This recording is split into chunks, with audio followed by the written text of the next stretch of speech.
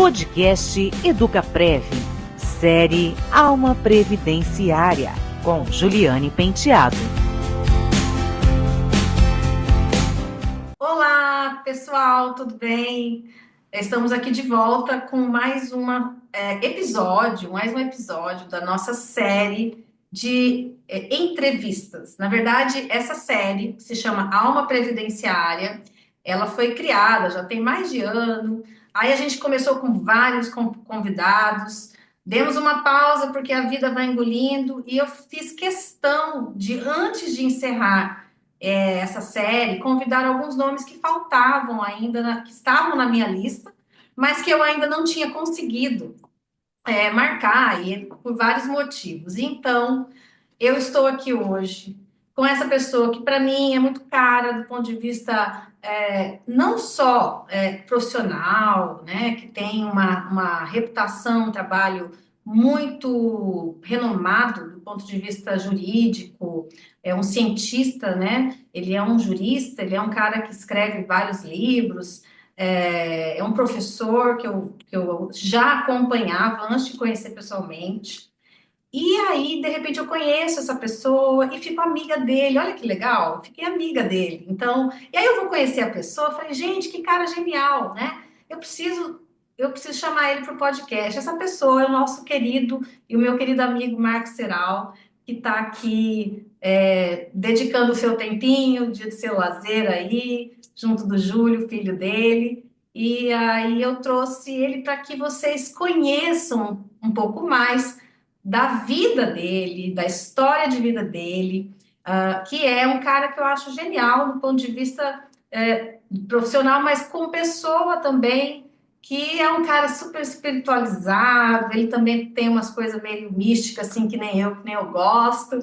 E é isso, Marco, muito obrigada por você estar aqui. Eu fico muito à vontade aqui de estar falando com você, a gente já se falou várias vezes, a gente troca algumas mensagens, e para mim é uma honra de verdade que você está aqui.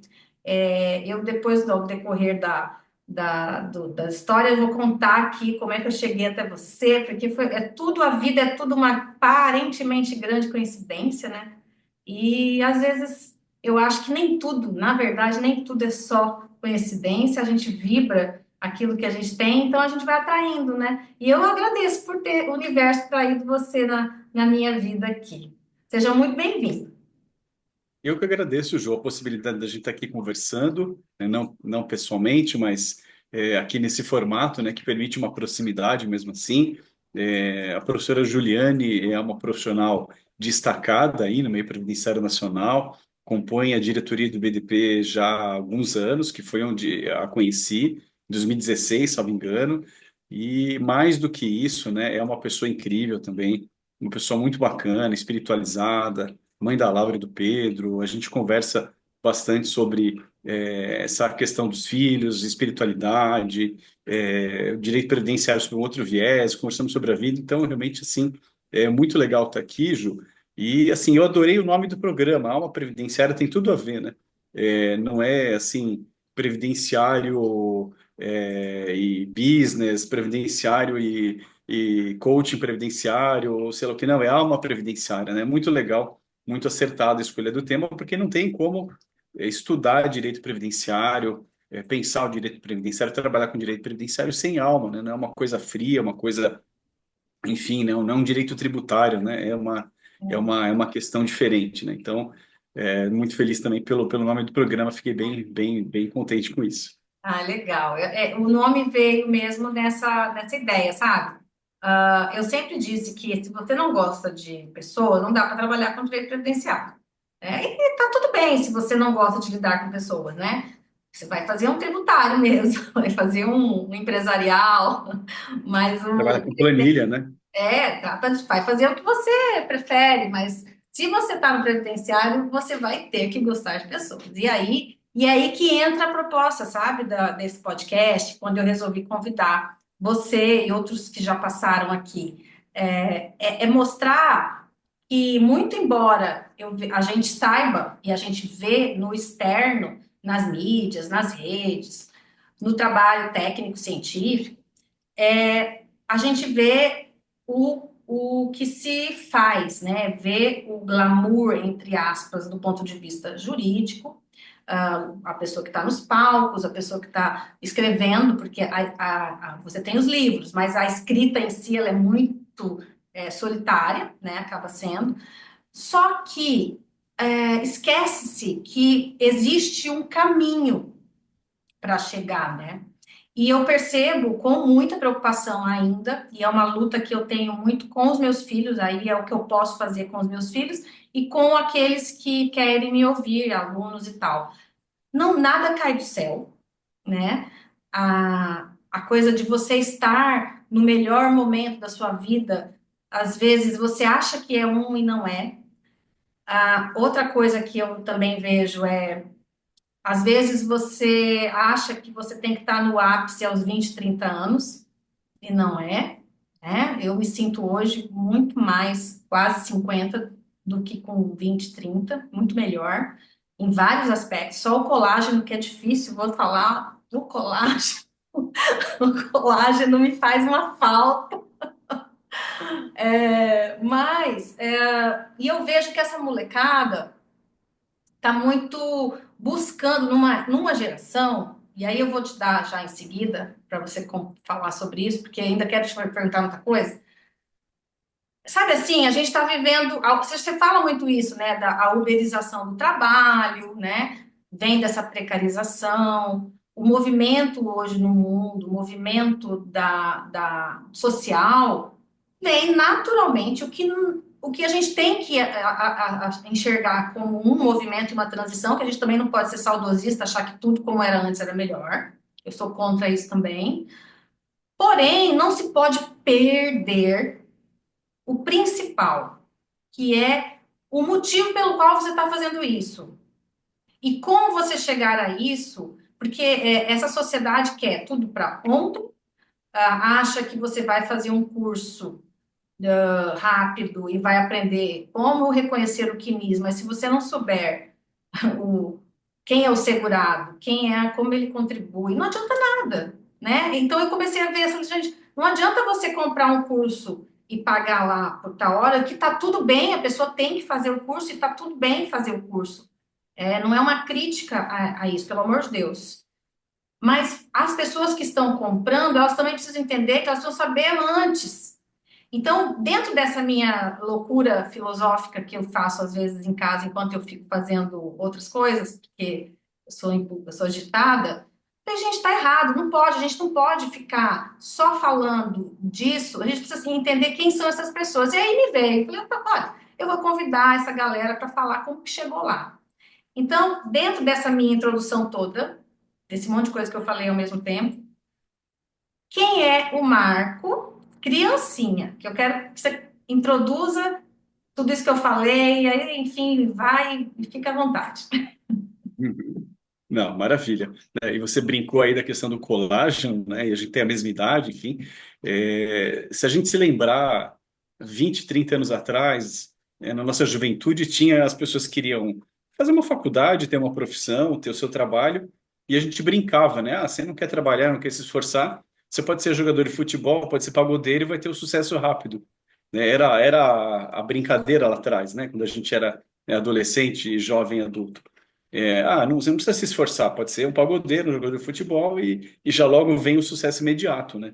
É, E hoje, não sei se é assim, enfim, não sei se mudou esse cenário, se ser pagodeiro é tão rentável assim, ou jogador de futebol, que talvez uma minoria lá, uma meia dúzia, mas o que está por trás disso é essa ideia do esforço, né? De uma perseverança, uma caminhada longa. Eu também me sinto muito melhor hoje com 50 anos do que com 20 ou 30. E, enfim, e as pessoas hoje perdem um pouco isso de perspectiva. Então, o sucesso fácil pode acontecer? Pode, né? Pode acontecer. Tem exemplos aí de pessoas com 20, 30 anos que já, né, dão um passo muito grande, mas geralmente o que acontece é uma caminhada, é uma trajetória, né? É uma trajetória. Falando assim de literatura, por exemplo, o José Saramago escreveu o primeiro livro com 55 anos.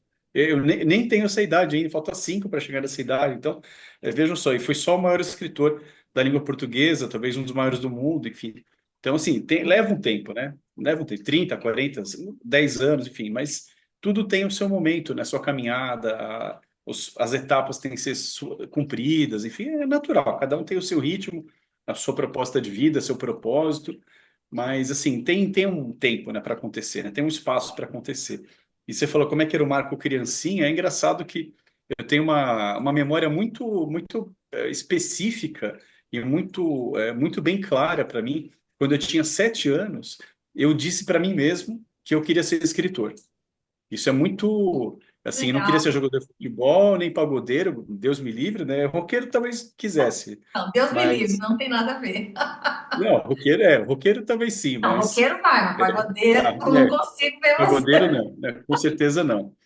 Mas o roqueiro não Todo pela respeito grana. aos pagodeiros, até porque eu gosto de um pagodinho, raça negra, Não, tudo bem, tá ainda, tranquilo. né?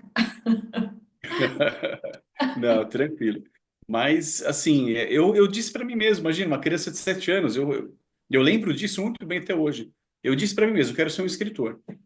E com Uhum. muita tranquilidade, eu sabia que eu queria ser um escritor e cheguei lá, né, 20, 30 anos depois, enfim. E é isso, né? Assim, de alguma forma, intuitiva, provavelmente intuitiva mesmo, eu percebi o meu gosto, percebi meu propósito e me autoproclamei escritor com 7 anos de idade. E aí não fiz por menos também. Peguei duas cartolinas, cortei no meio, fiz uma capinha de livro, fiz um livrinho lá na folha de caderno e fiz a história, grampeei e desenhei a capa. Minha mãe diz que tem esse livrinho até hoje lá, enfim. Graça. Ver se um dia eu resgato isso, né? Era uma É, crônica, não era, né? Uma coisa assim, precisa. enfim. Você sabe E, que isso só só para não perder, isso aí é muito legal você falar, porque na infância, ainda mais que a cidade de 7 anos, né? Você começa a se olhar assim para fora um pouco mais além o primeiro setênio, uma pedagogia sobre isso também.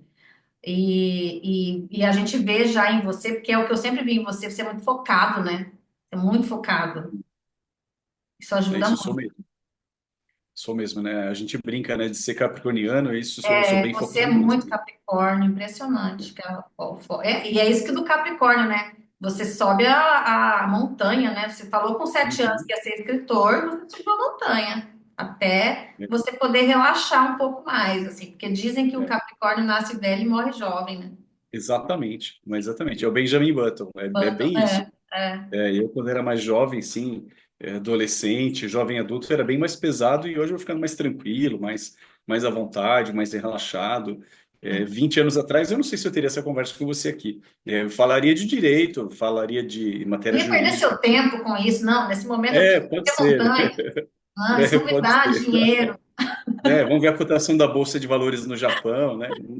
Não vou, né, me preocupar com Eu tenho um filho entrevista pessoal. capricorniano, eu sei. Ele fala desde os 2 anos de Tá? idade que ele vai ganhar muito dinheiro e que ele vai ter uma casa com 55 quartos, 4 piscinas e 2 jacuzzis. Olha que legal. É muito legal isso, né? Pode. E, Realmente o Capricorniano é bem empenhado mesmo, né? Teu filho, imagina, não, já ele tem essa tem um monte. perspectiva aí, né? Que legal. Lua em Capricórnio também. É uma coisa. Escuta, mas me fala aí, você nasceu em São Paulo, capital mesmo? Eu nasci em São Paulo, capital, no bairro da Moca, que é um bairro bem tradicional aqui em São Paulo, não sei se todo mundo conhece. Lá atrás, né, naquelas novelas da Globo, tinha muita novela da Globo passada no bairro da Moca, enfim, lá atrás, enfim, até mais ou menos o tempo dos meus avós, da minha mãe um pouquinho menos, era o bairro tipicamente italiano, né, porque no começo do século XX, os italianos vieram para cá, para as primeiras fábricas, né, que estavam se instalando aqui, então trabalhavam aqui, viviam aqui. As fábricas do Matarazzo eram aqui e as vilas operárias eram todas em volta aqui disso. Os primeiros restaurantes dessas próprias famílias eram todos por aqui. Então, é um bairro muito gostoso em São Paulo, para quem não conhece. Tem uma característica, né? Hoje, claro, um bairro ficou gigante, enfim, tem populações de vários tipos. Ele, claro, em mais de 100 anos foi se transformando muito. Mas é um bairro muito interessante aqui em São Paulo. Ele tem é um bairro com cara, né? São Paulo é uma cidade muito grande por exemplo, tem bairros que não tem uma cara específica, que não tem um jeito específico. E a Moca onde eu nasci. Hoje voltei a morar aqui, depois de morar muitos anos na Paulista, voltei para cá. É um bairro com um jeito assim bem específico, assim, né? Perdeu um pouco aquela coisa do italiano, claro, tem gente aqui, tudo que é tipo, de todas as origens, que é muito bom. Se oxigenou muito o bairro em relação a isso. Mas, assim, é um bairro muito agradável. Assim, o pessoal fala, quem é da Moca e não perde isso. É Moca Belo, né? A gente fala, né? E é bem interessante. Tem, assim, lugares bem gostosos. Tem o Clube do Juventus, que é um clube de futebol que deve estar na Série Z, eu acho, mas ele tem a gente tem um carinho por ele, né? Uma tradição bem bacana, né? Então, eu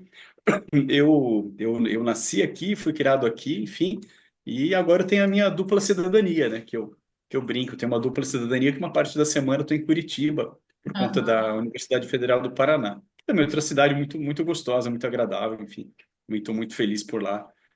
Sou professor já há alguns anos, aí, quase 8 anos, e só tenho também que agradecer a isso, né? Mas Vamos a minha chegar raiz é lá. aqui em São Paulo. Oi, E Ju? aí, vamos chegar lá, lá É, em Curitiba. E aí, Marco, eu vou te conduzindo aqui só para a gente entender a cronologia. Daí você, então, nasce aí e tal, ah, e você decidiu ser escritor com 7 anos. E como que era a sua vida? Como que você se lembra de você na escola? Você estudava, primeiro, quero saber se você estudava em escola pública, se você estudou em escola particular. Eu quero saber como eram os seus pais com relação. Você tem outros irmãos? O nome da sua mãe, o nome do seu pai e o nome dos seus irmãos. olha só. Eu tenho dois irmãos, somos três meninos, né? Eu sou o mais velho. Aí tem o irmão do meio, que é o Luiz Felipe, e o mais novo é o Paulo Henrique. Nós somos em três meninos. A minha mãe é Vilma Lúcia e meu pai é Marco Aurélio também, porque o pessoal deve lembrar que eu É sou Serral Júnior, Júnior, né? né? Então É. tem o nome do pai, ele tem o nome do pai, né? Uhum. Estão todos vivos, graças a Deus. Meus pais e meu irmão mais novo moram aqui a 2 quadras de mim. Meu irmão mora no prédio de frente ao meu, e meus pais a 3 quadras. Em geral, eu vou a pé lá. Às vezes tô com preguiça, eu vou de carro na casa deles, enfim. Mas é uma ideia de família mesmo, né? De estar próximo, né? De ter aqui esse convívio, né? Meu irmão do meio hoje mora em Jundiaí, que é interior de São Paulo, uma cidade bem agradável, bem bacana também. De lá ele não volta porque é um paraíso ali. O Jundiaí é uma cidade super super agradável, enfim, e bem desenvolvida. Então, mas é pertinho também, né? Pertinho também. A gente tá sempre em contato. É, eu estudei em escola particular até a 8ª série, e era uma proposta assim de escola católica ligada à igreja, subsidiada, né? Então tinha a fundação ligada à igreja subsidiava, enfim, tinha uma espécie de bolsa, né? Hoje a gente falaria em bolsa, naquela época, que a época era um pouquinho diferente, né? Era enfim, um formato mais acessível de ensino, não era um padrão de escola particular assim de elite, vamos dizer, uma coisa um pouco mais tranquila. Aí, no ensino médio, eu ia falar colegial, mas coisa de gente mais antiga, né? Hoje, ensino médio, aí eu fui para a escola pública. Enfim, as questões econômicas, financeiras mudaram um pouco e eu fui para a escola pública. E também foi um grande aprendizado de vida, porque passei a lidar com pessoas de situações diferentes da minha, né? Não tão confortáveis como a que eu tinha, enfim. Então, isso também foi um grande aprendizado. Ainda pegando assim um finzinho de escola pública boa, assim, do estado de São Paulo, sabe?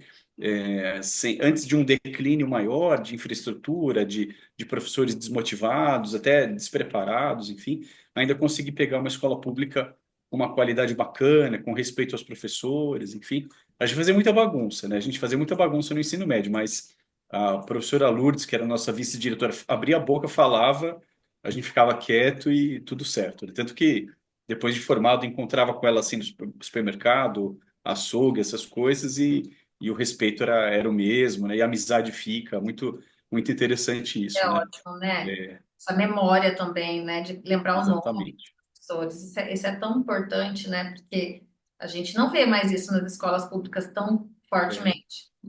isso se perdeu Outra, muito, infelizmente. é. E daí, os seus pais, eles faziam o quê? O seu pai trabalhava, sua mãe trabalhava, seu pai fazia o quê no trabalho? Como que era a composição, assim? Você se considera, você nasceu numa classe média? Eu considero uma classe média baixa. Tá? Aham. E assim, se a gente pensar no contexto dos anos 80 e 90 em São Paulo, Zona Leste de São Paulo, mesmo a classe média baixa vivia super confortável, né? Então a Sim. gente tinha uma casa confortável, meus pais tinham um emprego, né? Ou uma sociedade brasileira um pouco diferente da que a gente tem hoje, no sentido de com menos se fazia mais, né? Então havia um conforto, né? Uma vida mais tranquila, enfim. Enfim, eu me considero dessa forma, assim, uma classe média baixa, assim, nunca tivemos grande luxo, mas nunca passamos necessidade, enfim. Isso foi bem importante para a minha formação, para a minha constituição. Sempre se deu valor à educação, ao ensino, à leitura, E nesse essa sua sentido. coisa de leitura, é isso que eu também queria saber. Isso era algo que era incentivado dentro de casa? Ou era uma coisa sua? Mais meu, Ju. Eu considero que a leitura é uma coisa mais minha. Eu lia muito quando era criança. Meus pais leem um pouco, enfim, até hoje leem um pouco, liam um pouco, mas assim, eu muito mais, assim. Sempre Aham. li muito, assim, sempre li bastante a vida toda, desde pequeno até sempre, desde sempre. Claro, mudando os gostos, né? Mudando E o o que que tipo de você leitura. pensava em escrever quando você falou, eu quero ser escritor? Ah, não eram livros jurídicos, né? Sim, Assim, imagino que não. era literatura, crônicas, né? Escrevia muito humor. Na verdade, assim, eu escrevia a vida inteira. Até entrar na faculdade, eu escrevia Aham, sempre, assim, né? E aham. divulgava na escola, né? Xerocava, Eu, fazia mimeógrafo. eu acho que você gosta de fazer essas pequenas É, é, piadinhas. trocadilhos, né? Historinhas de humor, essas coisas, né? Então Aham, era o que eu escrevia. Aí pegava um personagem conhecido, alguém da escola, e fazia uma brincadeira ali, ou então criava um personagem. Sempre foi assim. No ensino médio eu fazia bastante isso. Compunha música, a música sempre meio que nem Mamonas Assassinas ou Cacete e sei. Planeta, enfim. Aham, Né, nessa pegada assim do humor, de crônica, de aham. história. Foi sempre essa vertente aí. Então, imagino que. Você. Oi, perdão. Pode terminar, pode terminar. Não, então imagino assim que não é exatamente a mesma coisa que eu escrevo hoje no direito, mas isso não se perde, né? Isso está presente de alguma forma, né? Então, eu sempre procuro que o meu texto não seja um texto pesado, um texto que, nossa, que horror, vou ter que ler o Serral aqui, sabe? Sim. É maçante demais. Não, eu espero que quem leia o meu livro fale, não, é um texto técnico, mas não é um texto maçante, ao Sim, contrário, o pessoal geralmente fala que é muito didático, muito sim, claro, né? Muito direto, pelo sim, menos assim, esse caráter agradável eu quero manter aqui sim. na literatura, apesar de ser técnica, que seja uma leitura Uhum, leve, né, agradável, né, e nas falas, né. Hoje em dia, uhum, muito em sala de aula, eu gosto assim de brincar com o pessoal, fazer algum trocadilho, né, sempre de maneira respeitosa, mas sempre fazer um trocadilho. Aí às vezes a gente uhum. está mais inspirado, às vezes está menos inspirado, né. É, Depende é muito como disso. professor, né? Você está na graduação, mas você também está além das Eu estou na pós. graduação, na UFPR. Na UFPR também dou aula no mestrado e no doutorado. E Brasil afora nas várias especializações, né? Escola Superior de Advocacia da OAB, escolas de magistratura. Aí tem muitos lugares que a Uhum, gente, que a gente dá aula, enfim. O que é uma felicidade também, porque a gente vai desbravando o Brasil, vai conhecendo pessoas, vai uhum. conhecendo outras realidades. Para mim é um privilégio, assim, né? A profissão me abriu muitas portas mesmo. E sala de aula é de uma riqueza assim sem tamanho. É verdade. E na graduação, realmente, não tem como você não ter um pouco dessa veia. Eu vejo muitas vezes quando você posta, como que seus alunos gostam de você, né? Assim, você deve ser meio aquele professor meio paizão, assim, meio. Ainda mais que gosta de tocar, de rock e tal, né? Então, eu imagino que deve ser uma graça, assim, as suas aulas. Deve ser, Ah, lógico, você deve ser. Deve ter as suas regras e tal, mas você deve ser bem leve nas aulas, eu imagino, na graduação, né? com certeza, Ju. Assim, a minha personalidade eu levo para a sala de aula. Uhum, Não é um fingimento, é o que eu sou em sala de aula. Claro, a gente tem alguns cuidados, né? Tem cumprir algumas metas, tem, enfim, programa, uma carga horária para ser cumprida, e etc, né? Mas sempre a conversa é muito tranquila e muito gostosa, né? Em 7 anos de Universidade Federal, eu fui homenageado 6 vezes. Então, devo ser um recordista lá, provavelmente. E não falo isso para me gabar, porque para mim é uma alegria muito grande. Então, eu sim. não entro em sala de aula na graduação como um servidor público, como um burocrata. Eu entro como professor. Eu entro para formar esses jovens aí que são um pouco mais velhos que os nossos filhos, né? Que os Uhum. meus filhos, enfim, um pouco mais velhos, né? Então, assim, tem um caráter, assim, digamos assim, paternal, mas sem exagero, né? Então, Sim, eu sou muito cuidadoso com eles, procuro ser, eles falam, eles me mostraram isso, eles falam muito de horizontalidade, então tratá-los de modo igual e respeitoso, sem massacrar, sem passar por cima, sem desrespeitar, sem enfim, sem não levar em consideração a opinião deles. sim. Então, na sala de aula, claro que eu sou uma autoridade, mas assim, isso é tudo muito tranquilo e eu faço o máximo para trabalhar a formação deles. E claro, com leveza. Então, quem vai com camiseta de time ganha meio ponto positivo na média. Quem vai com camiseta do Corinthians reprova e, se quiser, entra com mandado de segurança. E assim vai, né? É mais ou menos isso, Aham, né? Então, assim, a gente entendi. vai brincando assim de modo leve, né? E vou engajando eles. Então a gente fala de filme, a gente fala de série, fala de tecnologia. Então, assim, hoje é uma diferença de quase 30 anos para a minha sala de aula, de mim para a minha sala de aula. Eles estão na faixa dos 20 e pouquinhos. Uhum. Então, assim, 20, 30 anos já é bastante coisa.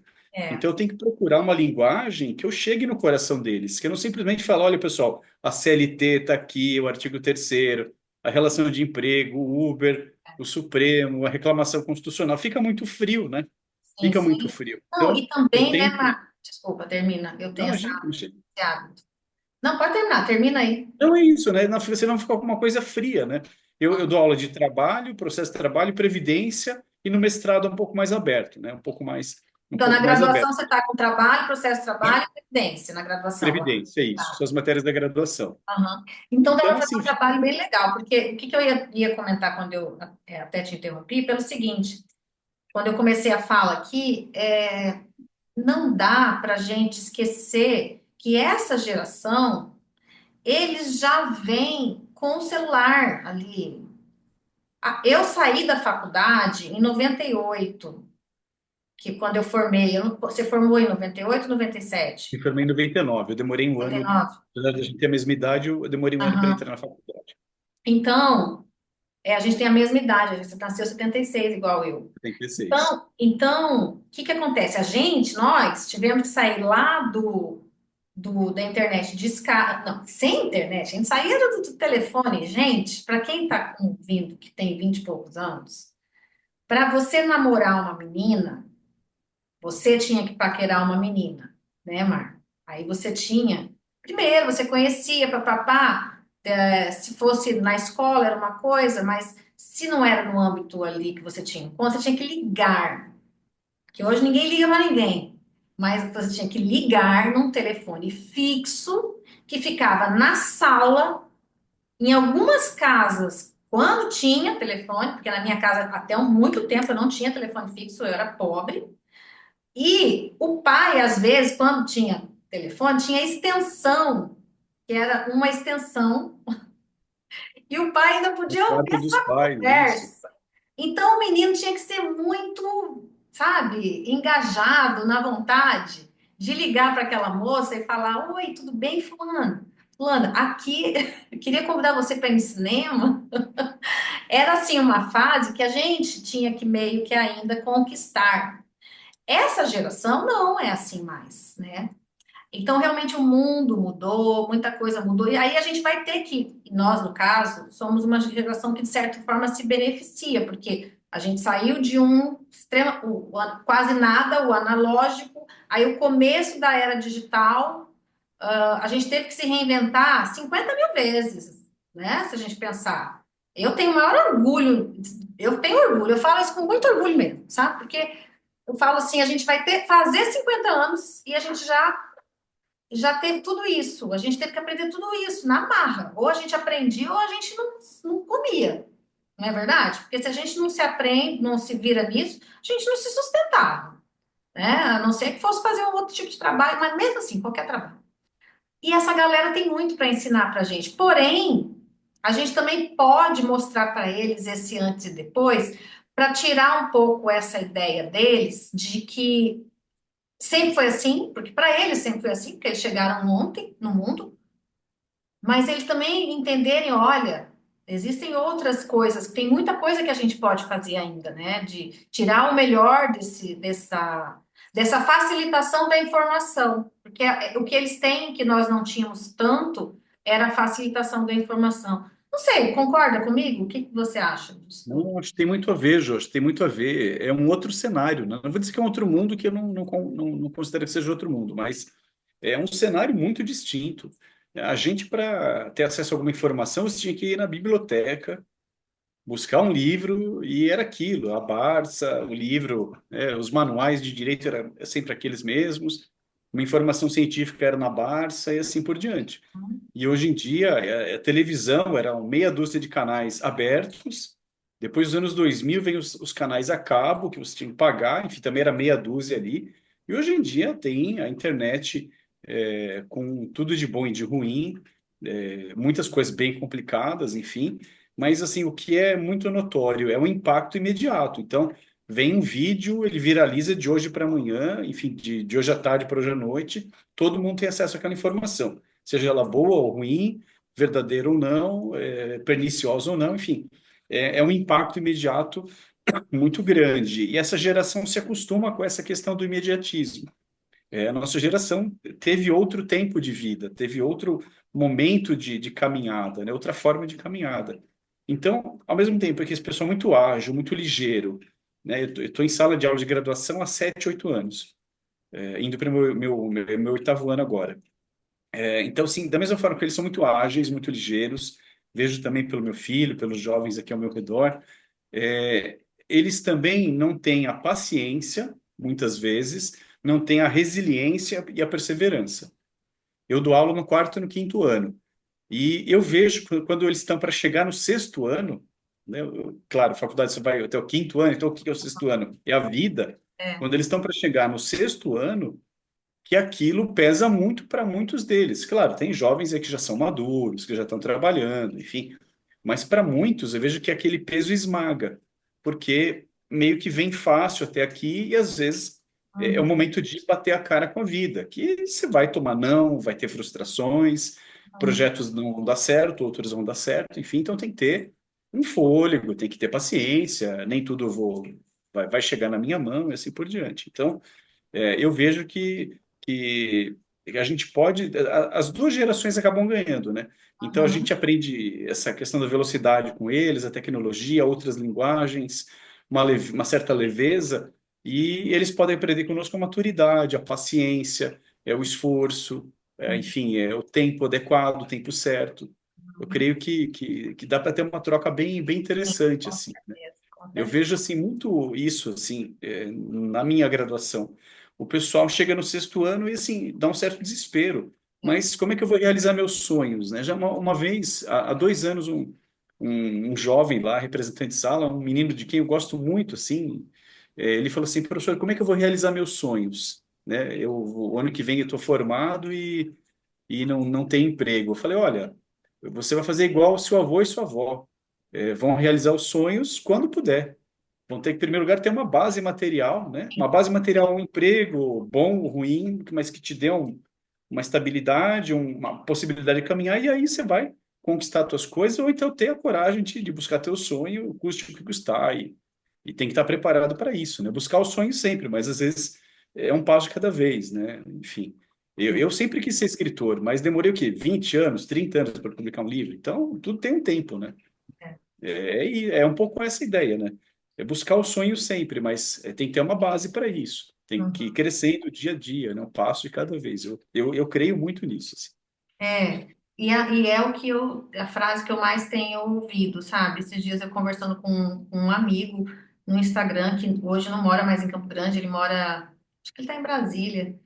E ele falou isso pra mim, Ju, eu tava meio que, eu fiz uma postagem, e ele comentou, falou assim, ó, você sabe o que que significa a história por trás dessa música? Aí ele me explicou. Aí eu falei assim, ah, mas é que pra mim, tá, era uma música, era uma coisa que falava sobre disciplina, sabe? Aí eu falei assim, mas é que para mim isso é tão importante porque eu vejo que eu tenho que focar nessa disciplina para eu atingir finalmente aquilo que eu quero fazer, que é relaxar. que eu nunca relaxo, né? E aí ele falou assim: Olha, Ju, a vida é movimento. E aí, quando ele falou isso pra mim, eu falei: Cara, você tem razão, porque. E aí eu tenho repetido essa frase: a vida é movimento, é estar em movimento, né? E a gente, quando é mais jovem, a gente pensa que a gente tem que estar o tempo todo fazendo algo para atingir o objetivo lá. Mas às vezes esse objetivo, e aí eu falo aqui uma outra fala que eu vi daquela filósofa Viviane Mosé, você sabe quem é? Ela é uma Conheço. filósofa, acho que ela é também professora de história, não me lembro agora, mas ela falou um negócio esses dias que eu vi, que é assim, a vida, ela, você pode fazer tudo certo e pode dar tudo errado, né? Então, às vezes, a vida como é esse movimento e os instantes, tem coisa que você vai fazer e você vai seguir eu vou fazer isso porque depois vai acontecer isso. Mas pode acontecer uma coisa no meio do caminho que te tira totalmente daquilo que você almejava. Então, esse menino aí que falou, como que eu realizo meus sonhos? Às vezes, quando ele chegar nos 30 ele não é mais aquele sonho que ele vai querer mais, né? E a gente, com a gente maturidade, a gente vai vendo isso mesmo. Às vezes você fica focando muito num negócio que aparentemente é o seu sonho e esquece do movimento, do dia a dia, das Uhum. coisas, da vida, de fazer um passo de cada vez. E aí que eu acho que entra muito mesmo, quando eu quis dizer um outro mundo, que você tem razão, não é que é um outro mundo, o mundo é o mesmo, né? É que são cenários. A gente está muito. Essa generalização de informação, de tudo para ontem. E talvez e aí, aqui fazendo já outra ponta, talvez eu esteja vendo um movimento já dando uma pausa nisso. Eu acho que as pessoas estão começando a. Isso aconteceu muito nas redes por conta da pandemia e tal, mas eu acho que deu. Estou sentindo, estou percebendo que já está dando um espaçamento maior. As pessoas estão começando a valorizar mais o descanso, que eu acho que antes, um tempo, uns anos atrás aí, eu não tinha mais sábado e domingo, né? Agora parece que está começando a se ver isso. Ah, me perdi aqui, mas o que eu ia dizer para finalizar, eu vou longe, né? É o seguinte, Marco, a gente precisa ver que, como você contou, essa troca entre o jovem e a gente, o quanto que nós aprendemos quando a gente consegue ter essa maturidade, né? E é isso, acho que é caminhar nesse movimento, nessa busca de estar sempre ali, mas preservando também o nosso descanso. E me diz aqui, que eu falei bastante aqui agora, você entrou, você falou que estudava na escola católica, né? Era católica, né? Você, no ensino médio, como é que você chegou? Você falou que queria ser escritor. Mas que hora que você chegou assim? Eu falei, eu quero fazer direito. Por quê? Da onde veio essa inspiração? E outra pergunta, já para você emendar. Você tem algum livro que você se lembra de ter lido nessa fase do ensino fundamental, médio, talvez, que tenha te dado algum olhar diferente para a vida, ou que tenha mudado para você algum despertar, alguma uma percepção? Tá. Eu cheguei no direito, Ju, por uma perspectiva bem utilitária, assim, vou ser muito direto aqui com você e com o público. Nunca foi meu sonho fazer direito. Eu sempre quis fazer história e teatro. No ensino médio, apesar de estar numa escola pública, a gente tinha aqui um programa chamado Escola Padrão. Então, algumas escolas tinham aulas adicionais, tinham aulas extras com professores, além das obrigatórias. Então, tinha teatro, tinha educação física mais assim, aprimorada, tinha ginástica olímpica. Puxa, tinha tanta coisa interessante. E eu fiz teatro amador no ensino médio. Eu sempre gostei muito. Legal, não E, sabia e que você tinha feito teatro. fiz um ano, dois, assim, no próprio ensino médio, assim, a gente, né, na, Ah, na na própria escola, lá tinha aham. um professor muito legal, assim, aprendi muito, claro que eu levo isso hoje para a sala de aula, para uma palestra, né, Sim. claro que a gente acaba levando isso em postação de voz, olhar para as pessoas, né, o lugar de se portar, claro que isso tem algum auxílio, certamente, então fiz um ano e pouquinho, alguma coisa assim, O meu professor de teatro era aquele cara que fez uma propaganda da Bombril antiga, você vai se lembrar, tem uma guerra dos Ah, dois lados e o cara quer levantar uma bandeira de paz, só que o lenço dele está muito sujo. Aí ele pega o capacete, lava o lenço no sabão em pó e depois fica branquinho, ele consegue hastear a bandeira branca da paz ali. Era aquele cara ali, professor Semi, ah, né? que Ele legal, eu já fez a lembro. passagem. É um cara muito legal, assim, aprendi pra caramba, assim, foi bem bacana. Então eu queria fazer teatro e história, gostava muito de história. Aí no segundo ano do ensino médio eu fiz vestibular, naquela época não tinha o treineiro, você fazia o vestibular como todo mundo, né? Não tinha conferência nenhuma, você fazia o vestibular ali e passei em história. Passei em história e falei, bom, né, não posso guardar vaga, mas eu creio que o ano que vem eu passo de novo, né? E depois eu vou ver o teatro também. Enfim, e a gente estava anos 90, governo Collor, aquela confusão toda, economia, né, toda complicada. Eu tinha muito receio, assim, sabe? Acho que isso é uma coisa que talvez a juventude hoje não Não tenha tenho passado, noção. né?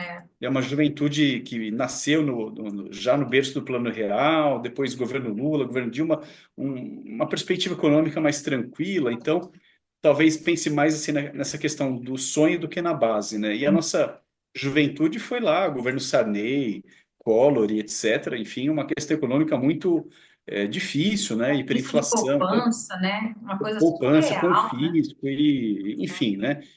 Então, assim, um cenário complicado. Então, sei lá, do segundo para o terceiro ano do ensino médio, eu mudei muito, assim. Eu falei, puxa, fazer história é o meu sonho, fazer teatro é o meu sonho, mas eu sei que vai ser sempre uma vida muito difícil, né? Já estava aquela coisa do ensino público caindo, enfim, falei, viver de arte, então, mais complicado ainda. Então, eu pensei, simplesmente assim, eu falei, bom, eu vou seguir um caminho que eu consiga me inserir profissionalmente e dar conta do recado, porque a vida é pesada, né? Uhum. E eu não tenho muita escolha aqui, né? Você é um cara de classe média baixa na Zona Leste de São Paulo, você tem que ganhar a vida, não tem muita perspectiva, né? Tem que dar conta do recado. Eu escolhi o direito por conta disso, porque eu sabia que ele me abrir portas, enfim, em termos de mercado profissional, que ia conseguir me inserir, enfim. Foi a escolha que foi feita na época lá. Eu mesmo fiz, não foi nenhuma pressão dos meus pais, foi uma Uhum. coisa autoimposta mesmo. E assim, nos primeiros anos da faculdade não foi exatamente uma felicidade, assim, não estava muito encontrado, mas depois a vida acabou tomando outro rumo, enfim, e Uhum. hoje é bem diferente, né? Minha percepção, ela é bem diferente, né? E você falou dos livros, né? Algum livro que eu possa ter lido e ter me impactado bastante. Olha, na verdade, assim, são muitos livros, assim, tanto no ensino médio como antes, enfim, assim, muitos livros de grande qualidade me impactaram muito, assim, sabe? Quando eu tinha 12 para 13 anos, eu lia muito Sherlock Holmes. Aquele detetive, né, o Watson, que é o médico, né, o companheiro dele, enfim, e me impressionava muito, assim, a sagacidade, né, o poder de observação. Então, muito interessante, assim, bem jovenzinho ali, isso me marcou bastante. Uhum. E no ensino médio, um pouco mais jovem, assim, muitos livros assim me impactaram, assim, a literatura brasileira, sobretudo, Vidas Secas, Canaã, nossa, Machado de Assis, então, o que falar de Machado de Assis, né? Aí eu conheci o Saramago também nessa época, comecinho dos anos 90 também, espetacular, enfim, me mostraram assim uma compreensão superior da vida. São livros que são, na verdade, arquétipos sobre a vida, né? Não são uma historinha, né? Eles te Sim. mostram uma reflexão sobre a vida. Então, vários bem diferentes entre si, né? O Saramago é muito triste, né? Muito denso. O Machado de Assis ele é irônico, engraçado, profundo ao mesmo tempo, né? Uhum. Então, assim, são várias vertentes, né? Vidas Secas é uma história sobre o Brasil, né? Então, É uma são história. muitos livros, assim, que me impressionam muito, assim, né? Cada um trouxe uma contribuição, eu não sei se eu teria, assim, um livro, assim, que, nossa, esse aqui é o livro, assim, tá em primeiro lugar, assim, tem vários, assim, livros bem importantes, né? Assim, da minha coleção pessoal, meu livro que eu tenho mais carinho é o Ensaio sobre a Cegueira do Saramago, porque ele está autografado. Ah, que Aí, aí legal! ele é autografado pelo Saramago, assim. Eu fui num sarau, não no Ceral, fui num sarau, Sarau, pela será? Folha de São Paulo. Você já deve ter feito muita piada com isso, né? Não, sempre fala, quero convidar aqui para o palco o professor Marco Sarau, não sei o que. Fala, eu já trouxe o cavaquinho aqui para ou ler uma poesia, ao invés da palestra de direito, vou ler uma poesia aqui. Vou começar, vou começar a fazer assim para o pessoal ficar É, mais atento. que E, legal, então e você aí, tem livro autografado, que muito bacana. legal, Ju, assim, e até aproveitando, né, o fim de semana passado, o evento do Oscar, né? Foi um Uhum, evento que a Folha de São Paulo fez em São Paulo, né, aqui na capital. Eu era uhum. assinante na época, ganhei os ingressos, liguei, né, o telefone, liguei, os primeiros 100 que ligassem, eu liguei, ganhei ingresso. Foi uma leitura do livro novo do Saramago, era um ensaio sobre a cegueira, estava sendo lançado na época, e, e foi lido pela Júlia Gunn, pelo Raduan Nassar e pela Fernanda Torres, que ganhou o Oscar, que fez parte, né, do filme que ganhou o Oscar agora, fazendo gancho, né, com os nossos dias de hoje. E o Que Saramago não falou demais. nada, não deu palestra, não falou nada, só foi autografar depois ali, enfim. Uhum. E aí eu peguei, furei a fila, vou confessar que eu furei a fila e consegui o autógrafo dele. E aí Uhum. é o meu livro assim mais especial da coleção, mas em termos de Imagino, conteúdo, tem sim. muitos livros assim que me marcaram muito, Então, né? ele vai E é cada uma um relíquia para o futuro, uma ele relíquia mesmo. E assim, imagine cada um, né? Cada um tem tem a às vezes sua, gosta né? mais, né? Ah, eu tenho, gente, eu tenho. Vou mostrar para vocês, para quem está assistindo, uma relíquia. Aí, isso sim. Eu já te contei essa história, vou contar aqui. Quando eu comecei a dar aula em previdenciário, eu comecei por acaso, né? Porque me convidaram. Eu não sei se eu te contei essa história muito bem, mas eu comecei a dar aula em 2003, acho. 2003.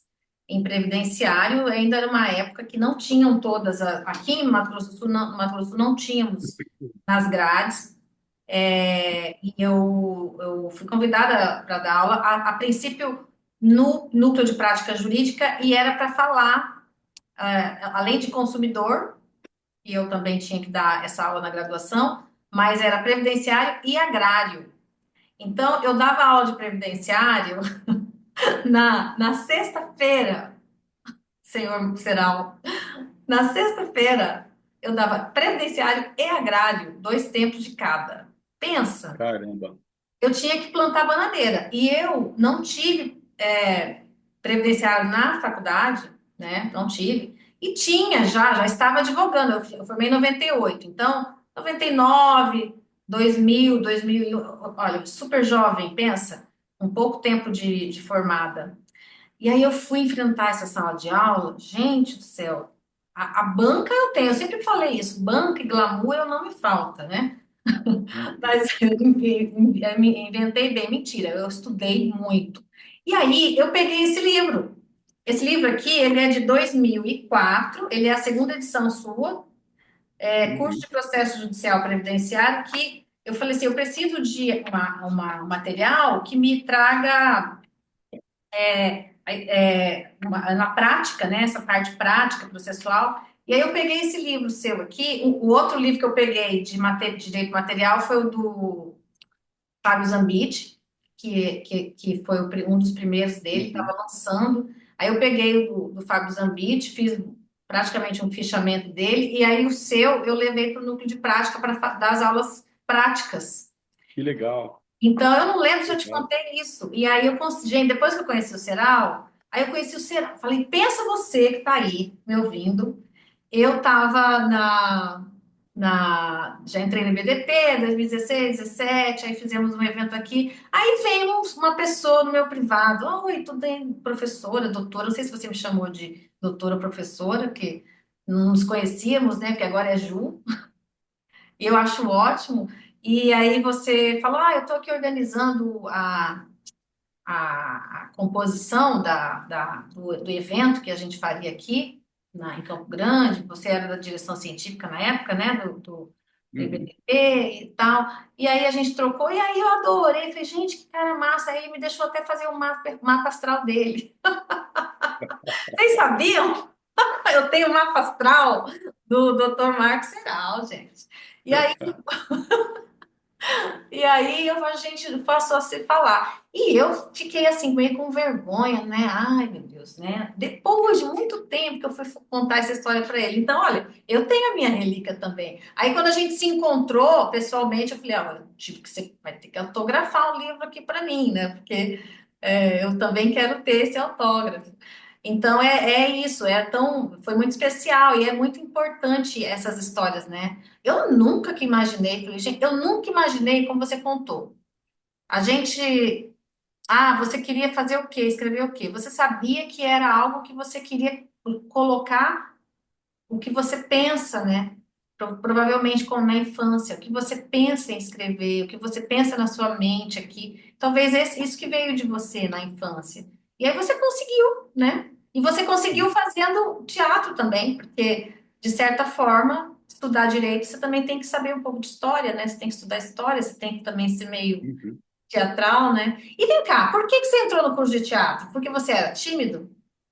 Ou foi Eu só. era tímido. Então, eu era tímido, mais ainda, né? Hoje ainda sou um pouco, mas funcional já, né? Uma vez uma amiga me falou isso, que eu sou funcional, né?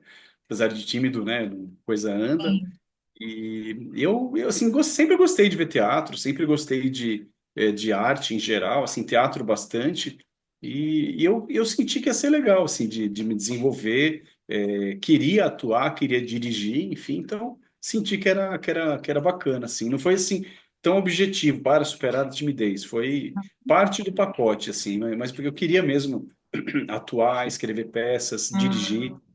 eu senti que seria bacana. E você pensa Apesar em da fazer isso ainda? Hoje não, Não? assim, em atuar profissionalmente, não. Não, eu digo como um Dirigir, hobby, talvez. Como hobby, fazer talvez. Como hobby, algo talvez. assim. Como hobby, talvez. Então, eu hoje estou mais conectado com a música. Então, Uhum. hoje, assim, se eu fosse desenvolver novamente um lado artístico, né, estudar um pouco, ainda que de modo amador, mas estudar um pouco, seria a música. Assim, que eu, seria, não, como é, né? Como, É, como né? tem sido, né? Como Eu tem ia te sido a perguntar música. isso.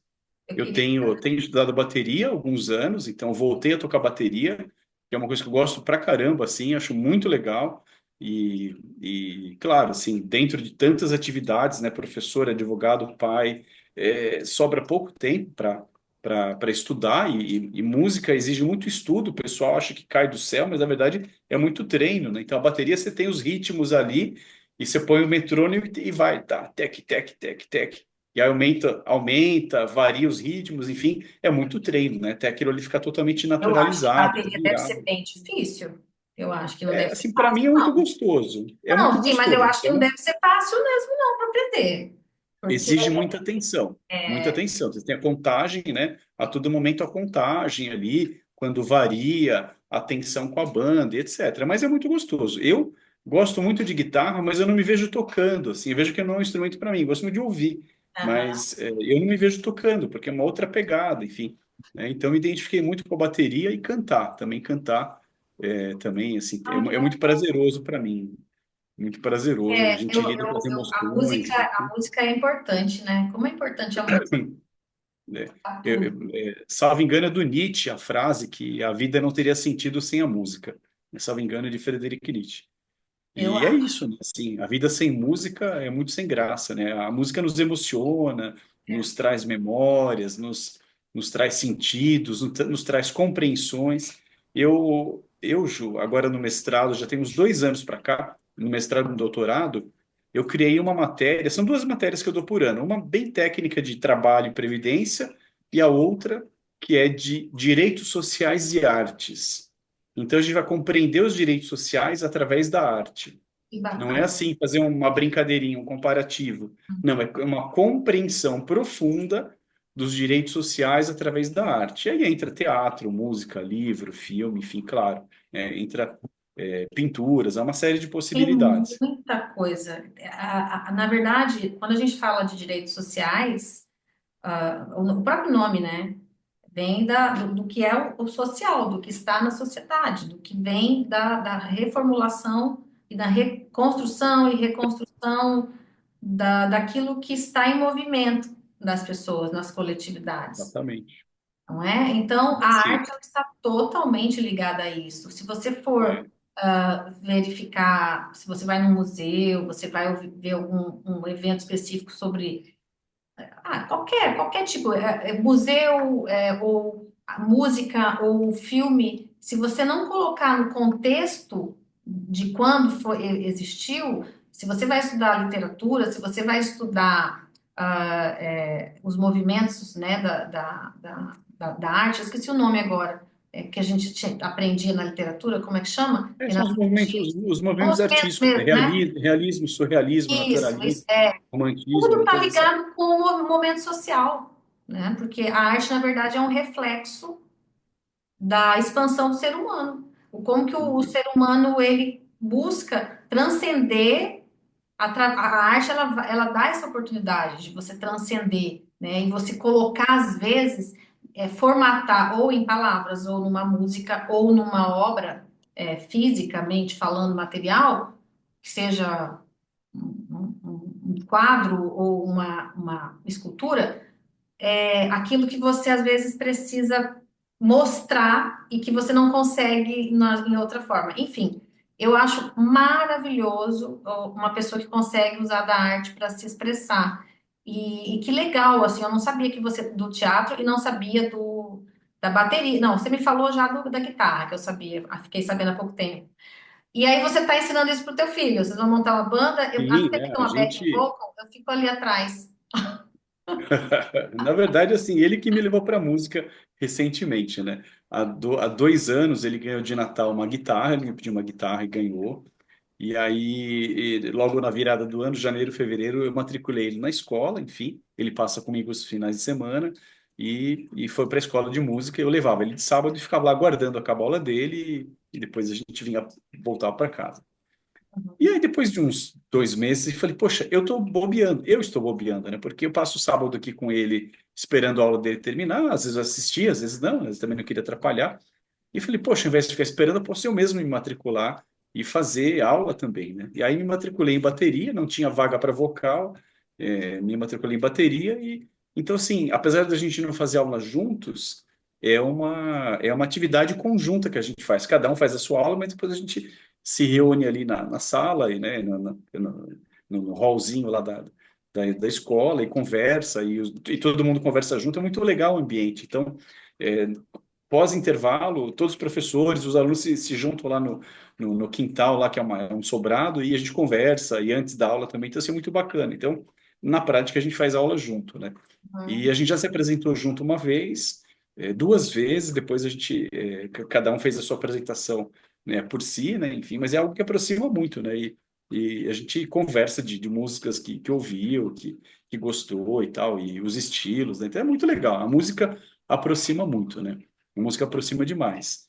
E trazendo aqui para nós, aqui, Ju, no direito previdenciário, no direito social, assim, eu sinto, e aí eu me dou muito assim com essa linguagem, né? Eu posso explicar o direito social através de uma perspectiva bem legalista, vou pegar lá o segurado especial, artigo 11, destrinchar os vários parágrafos, olha, tem isso, tem a propriedade, tem o turismo rural, tem a atividade artística, enfim, posso usar uma abordagem sociológica, posso trazer livros de sociologia, que já é uma compreensão diferente, uma percepção diferente, e posso tocar profundamente quem está pensando nesses temas.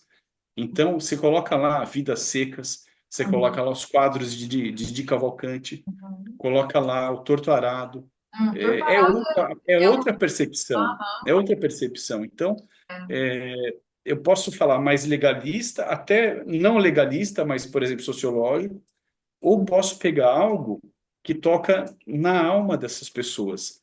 E mesmo que ela nunca pegou uma enxada, ela vai ver o quadro do Di Cavalcante e vai sentir a brutalidade que é segurar uma enxada, que é carregar um saco de café. Uhum, Vai ler o Vidas Secas, vai ver o que é assim, uma roça que faliu e expulsa as pessoas. E daí uma atividade híbrida. Então, é, enfim, é uma perspectiva que vai além, né? A compreensão pela arte, ela toca na pessoa. Não é racional, não é que é irracional, mas é uma compreensão muito profunda, assim, níveis muito profundos arquétipos, né, níveis muito profundos sobre aqueles assuntos ali. É muito, muito interessante, assim. muito Eu sou, assim, um importante. apaixonado. É a aula que eu mais gosto. E é isso que essa Viviane Mosé fala, quando eu quis citá-la, sobre a vida às vezes é trágica, e talvez o que a gente precise preparar mais, é aquela hora eu acho que eu me perdi, que eu fui viajando na maionese aqui. E às vezes eu tenho isso, tá? Você sabe, mas assim, as pessoas que vão me ouvir, que nunca me ouviram. Ela fala sobre isso, sabe? Às vezes, o que a gente precisa ver para essa geração é exatamente isso que você está fazendo. Porque não dá para você definir os padrões que nós aprendemos para eles. Às vezes o que a gente precisa é aprender na vida a isso. Olha, eu vou fazer uma meta, eu tenho um propósito, eu tenho um planejamento. Se der uma M grande, eu estou fortalecido para seguir outro rumo. Outro rumo no sentido de não é, eu tenho que ter vários planos, plano A, plano B, plano C, mas eu estar preparado para aguentar o rojão. E talvez eu veja que o que falta nessa preparação esse fortalecimento para segurar o rojão, né? Porque a nossa geração aprendeu a ter que segurar o rojão. Só Uhum. que aí gerou um monte de gente com depressão, ansiedade, síndrome do pânico, né? Tomando remédio para dormir. E essa geração, eles não estão querendo segurar rojão nenhum. E aí, Talvez seja um exagero do outro dos lado, né? dois lados, E seja um pouco de exagero por outro lado, né? Então, exato. Então, a gente talvez precise achar esse meio termo aí, esse caminho, né? Que como professor dá para fazer bastante coisa, esse trabalho lúdico, que é um trabalho lúdico, né? Você vê que no fundo, a coisa do ensinar está muito ligada com uma coisa lúdica, né? E não importa a idade, uhum. não importa a idade. Marco, como é que foi? Agora vamos para a parte. Senão a gente viaja demais aqui. A gente não, Mas assim eu, que é porque bom. você é focado. Assim que Eu é, tenho muito mas tempo. assim que é bom. É, Eu falo nas aulas de mestrado, Ju, que é uma bagunça organizada. São lá aham, entre sim, 10 e 15 pessoas, né? Mais ou menos sim, entre 10 e 15 pessoas nas aulas de mestrado e doutorado. Diferente da graduação, que são 110, é uma aham, sala gigante, enfim.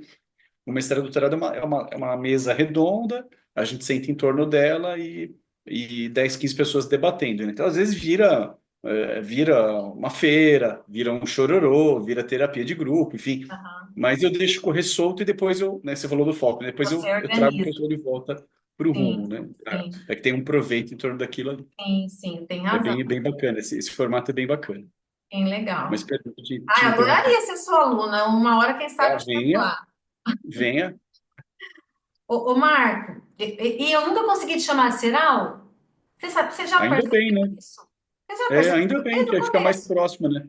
Que Eu tenho, o eu sobrenome tenho distancia uma. um pouco, né? É que eu sou feminista, né? Então, o que que acontece? Eu vou explicar por quê que eu faço isso. Até fica aqui para todo mundo. Eu acho que essa coisa que se tem de nomear os homens pelo sobrenome, pelo nome, né?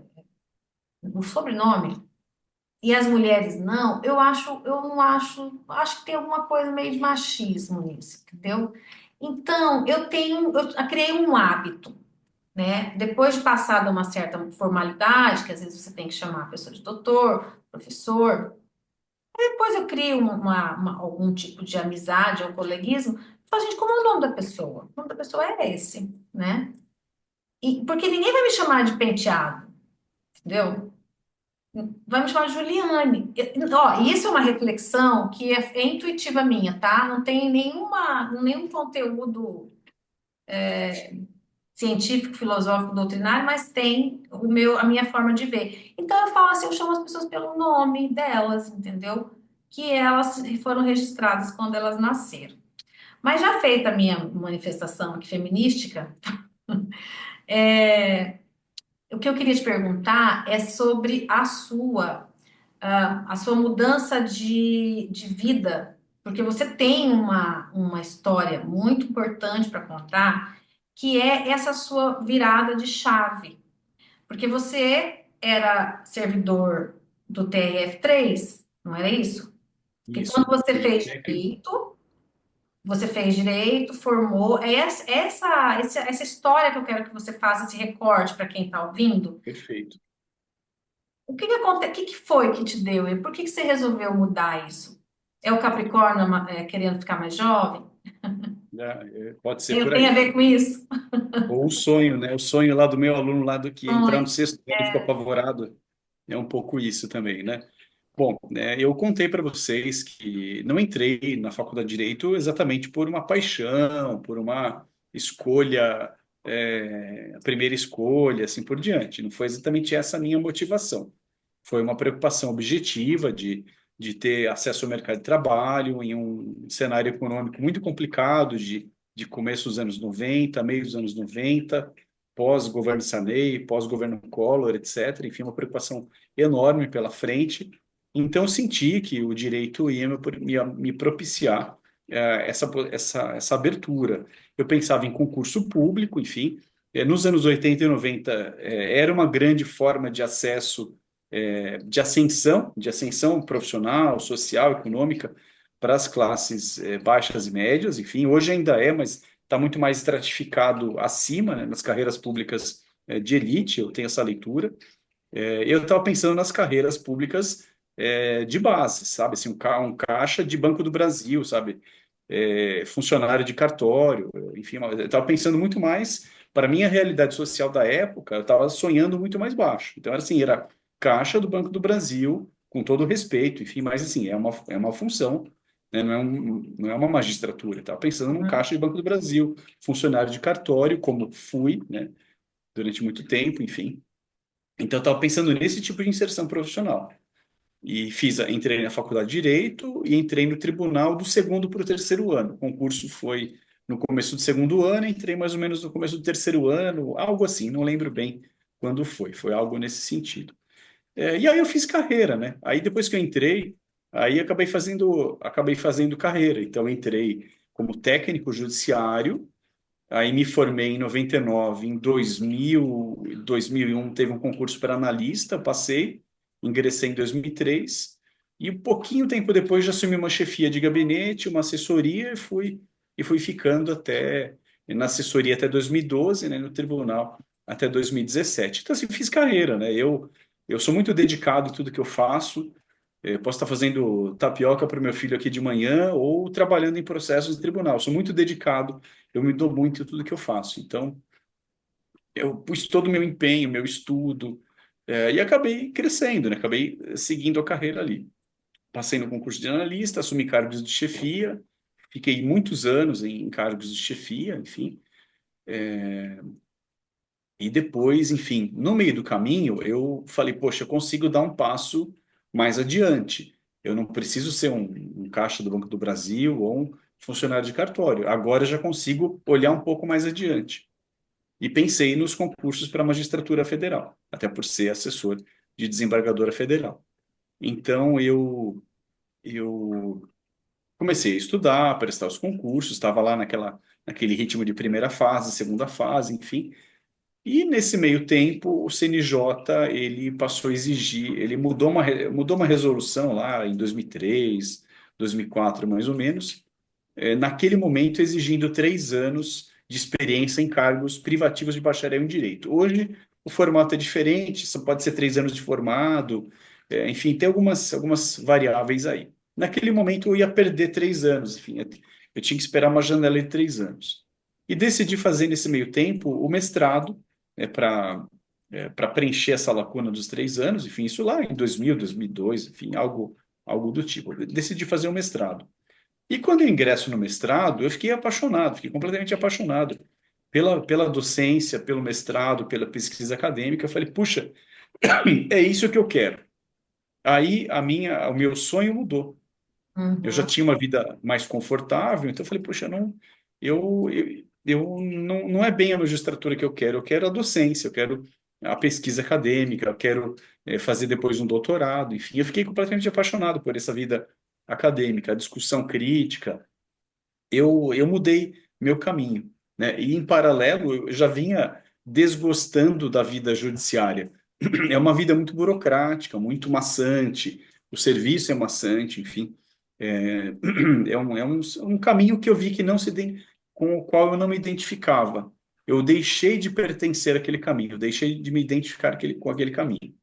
Eu entrei na justiça com 20 anos, saí com 40 anos. Então, nessa janela, exatos 20 anos, nessa janela de 20 anos, a minha vida mudou completamente. Eu entrei uma pessoa, um jovem, e saí já um jovem senhor, né? Então, assim, eu saí Já entrei um diria jovem. Machado de Assis, um jovem, porque a literatura, as mulheres todas estão retratadas assim, uma senhora de 40 anos, Saí um senhor, né? né? Um Entrei um jovem jovem, saí um senhor.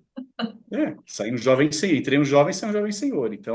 É, então, assim, muita coisa mudou na minha cabeça, na minha vida, no mundo.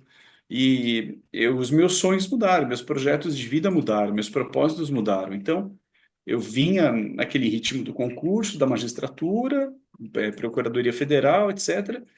E resolvi dar um tempo com o mestrado e, assim, me apaixonei completamente e guinei, né, dei uma guinada para esse caminho que me pareceu muito mais verdadeiro nessa fase da vida. Uhum.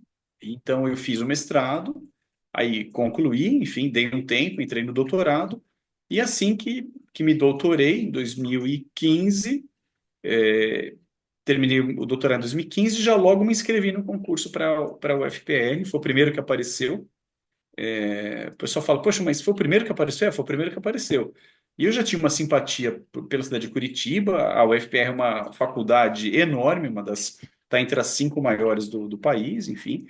Eu falei, poxa, então, né, vamos ver como é que vai ser. Fiz o concurso para me testar, como é que eu vou me dar nesse concurso, e acabei sendo aprovado e chamado em 2017, né? Teve uma janela de tempo aí, foi aprovado em 2016, chamado em 2017, enfim.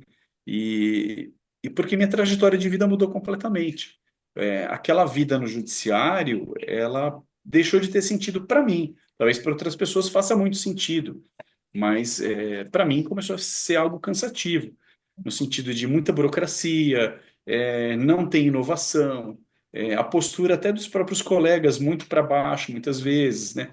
A pessoa tem 30 anos, já tá esperando aposentadoria aos 60. Ah, depois que eu vou me realizar. Então, assim, eu não quero falar mal de uma instituição que eu trabalhei 20 anos, aprendi muito, construí minha base material, mas deixou de fazer sentido.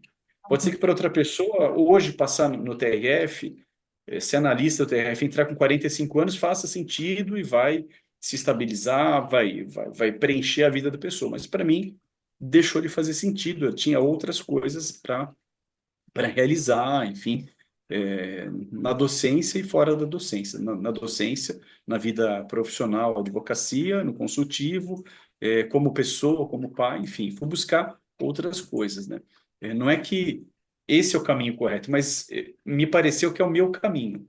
E quando a Sim. pessoa conhece, identifica o próprio caminho, é uma felicidade, né? Porque para de bater cabeça, tem um equilíbrio muito grande. Então, para mim, passou a fazer muito sentido. Então foi um pouco essa guinada, Ju.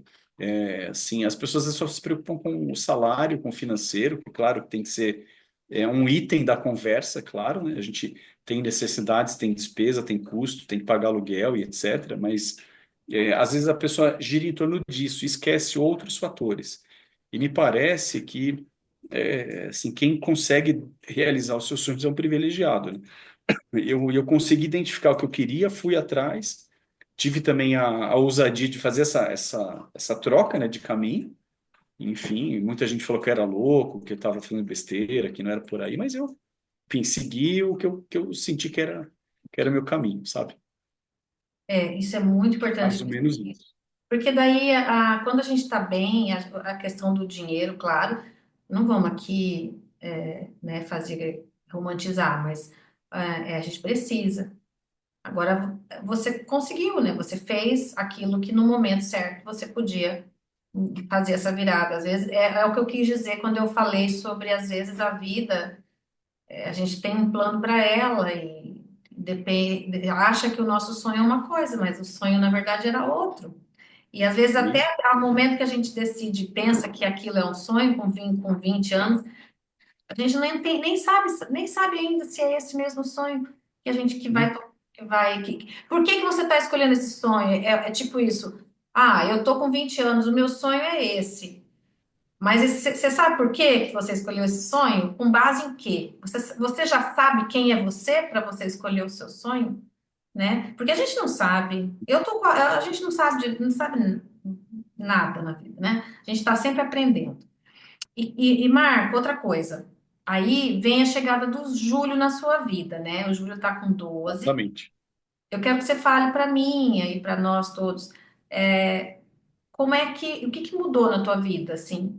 Era um sonho seu, sempre foi ter filhos, ou você foi algo que aconteceu naturalmente? E o que que isso mudou para você? Isso é uma pergunta fantástica. Vou até tentar não me emocionar aqui. O Júlio está aqui à minha esquerda, está no sofá quietinho lá, vendo o anime dele ali, está lá bem tranquilo ali. Eu tô aqui, eu preferi falar aqui da sala, não do escritório, né? Aqui atrás do meu escritório de home office. Eu achei que era um programa mais informal, conversei com a Ju antes, então falei, vou falar, conversar na sala, não aqui, né, no escritório, né? Que aí dá uma cara de formalidade, quis quebrar um pouquinho isso. E o Júlio tá no sofá aqui quietinho, aqui fazendo a programação dele. Para mim, assim, foi uma alegria muito grande ser pai. Assim, o Júlio está com 12 para 13, no meio do ano ele faz 13 anos. E eu sempre gostei muito de criança, apesar de não ter criança pequena próxima, assim, e sempre quis ser pai, sempre foi um sonho meu ser pai, né? E fui casado alguns anos, enfim, e aí ao longo do casamento, né, assim, decidimos, né? Então foi um filho planejado, esperado, enfim, né? Nasceu dentro de um lar, enfim. E assim, para mim foi uma experiência fantástica, assim, porque eu aprendi o que é amor quando ele nasceu, assim, muitas pessoas acham que sabem o que é o amor, o que é o sentimento, o que é assim, esse tipo de experiência. E para mim, eu só aprendi com o nascimento dele. Assim, a ideia de amor incondicional, eu só aprendi com ele. Assim, eu não sabia o que era o amor até então. E é uma experiência assim fabulosa. Assim, a gente sempre foi muito ligado, desde ele nenezinho até hoje. A gente sempre foi muito grudado, né? A gente sempre foi muito próximo, muito amigo, sempre conversamos muito, mesmo com as diferenças de idade. Ele com 3, 4 anos a gente já conversava, já fazia atividades conjuntas, de fazer um café da manhã junto, fazer um passeio na praia, jogar uma bola. A gente sempre foi muito próximo. E para mim é uma experiência dia a dia maravilhosa. Assim. Claro que há um nível de responsabilidade envolvido em relação à criação de um filho. Você tem dois, você sabe isso em dobro. Há uma responsabilidade, é claro. Então, eu sou um pai muito legal, mas assim, eu sou um pai presente, eu não sou um pai omisso. Então, quando tem que dar bronca, eu dou bronca. Quando tem que enquadrar, eu enquadro. Enfim, tem essa questão da responsabilidade, né? Que a financeira talvez nem seja mais relevante. A responsabilidade educativa, formativa, ela talvez seja superior até, porque é algo que fica para a vida toda, né? Então, eu gosto de exercer isso, assim, gosto de ser pai e, assim, para mim é uma experiência fabulosa, assim, eu assim aprendo com ele a todo momento, assim. Eu tenho que me descobrir, me desafiar, me desdobrar a todo momento para ser o melhor de mim a todo momento, né, para ser o melhor pai possível, né, para sempre orientá-lo o melhor possível, enfim, né, saber o que fazer, é muito legal, assim, é uma experiência transformadora. Respeito quem não tem esse desejo. Hoje em dia, muitas pessoas jovens não pensam em ter filhos, respeito, é muito de cada um, e respeito porque sei que dá muito trabalho, tem muita coisa envolvida, né, financeiro, responsabilidade, presença, enfim, né? Você abre muito mão de si, mas para mim, assim, para mim é um ato de amor, assim, faço com amor mesmo, assim, é a melhor experiência que eu já tive na minha vida, né? É a ideia do legado, né? Eu tenho livros, tenho filho, eu já plantei árvore, enfim, né? A gente tenho aí vários estudantes formados também, né? Então, a É ideia de tão um lindo. legado, né? É muito legal. Para mim é fabuloso, sim. Sinto que eu estou criando bem esse menino, que é um Vai ser rapaz um cara honrado, legal. íntegro. Isso é muito É, bom. é muito bom Muito mesmo. bom poder ver o filho da gente, os filhos da gente crescendo boas pessoas, né? Boas Exatamente. pessoas para esse mundo, que é o que a gente precisa, né?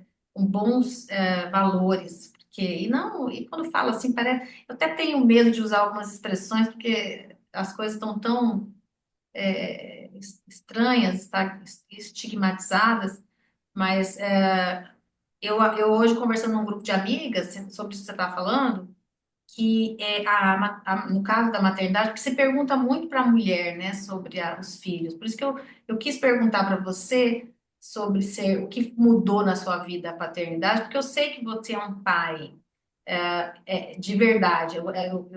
A gente, nesse tempo que a gente se conhece, falando por mensagem e tal, e você sempre tá, eu vou não sei o que do Júlio, não sei o que, e eu vejo que você faz, não é que você faz assim, eu pego, dá com a mãe, tais dias por semana, né? E aí você tem lá vamos supor, aí eu tenho aqui na minha casa assim, duas empregadas que cuidam dele, ou a minha mãe que cuida dele, enquanto eu faço minhas coisas.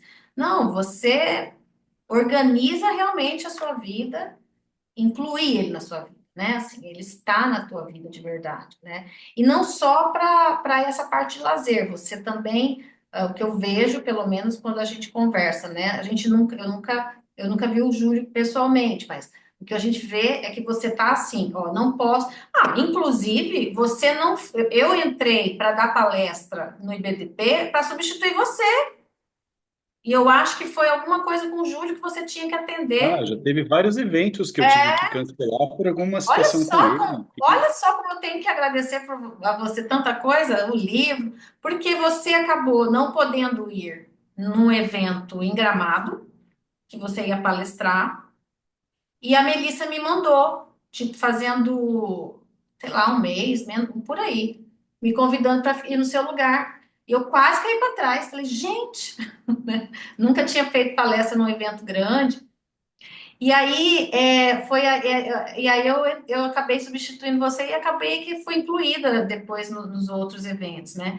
Então, assim, isso mostra uma coisa, Marco, e aqui eu falo para todo mundo que vai ouvir, o quanto que é importante quando o pai se coloca como pai e não como apenas, né? Eu tô aqui, eu sou legal com ele, eu levo ele para fazer as coisas. Não, você está realmente comprometido. Deixo de ir porque tenho que levar, como muitas mães fazem. Muitas mães acabam tendo que fazer isso, né? Abre mão da sua vida e tal, abre mão do seu trabalho, deixa de produzir o que ela poderia produzir para estar com a criança. Eu vejo que você não faz isso em igualdade de condições, né? Isso é muito importante que seja dito. Porque ainda fazendo isso, você produz, você tem o seu trabalho, você faz, e é possível, né? Como muitas mulheres fazem. E a gente sabe que dá trabalho mesmo. Como você disse, muita gente não quer mais ter filhos hoje por conta do trabalho que dá, porque de fato dá trabalho. E é um legado mesmo. Você vê essa pessoa sendo, é, se desenvolvendo, sabe, bem, porque a gente vem com as questões dos nossos pais, a gente dá uma melhorada, aí a gente melhora para passar para os filhos, e aí assim vai indo esse ciclo da vida. Então é muito bom a gente. Eu queria muito que você falasse, porque eu sabia o que eu ia Para mim ouvir. é muito importante, assim, é um pedaço muito importante da minha vida. E o Júlio é muito parceiro, ele entende quando tem que dar aula. Ele já foi dar aula comigo várias vezes porque não tem com quem deixar. Aí ele fica Aham. no cantinho lá, vendo o videogame dele, o gibizinho dele. E, enfim, já inúmeras, inúmeras vezes mesmo isso já aconteceu. Ele é bem parceiro. E eu costumo falar que eu redigi minha tese de doutorado com ele no colo. Literalmente, assim, ele ficava encaixado aqui, eu digitando aqui, porque não tinha com quem deixar, enfim, não tinha Sim. nenhum apoio. Então, me virava, acordava 4, 5 E da virou e manhã fez.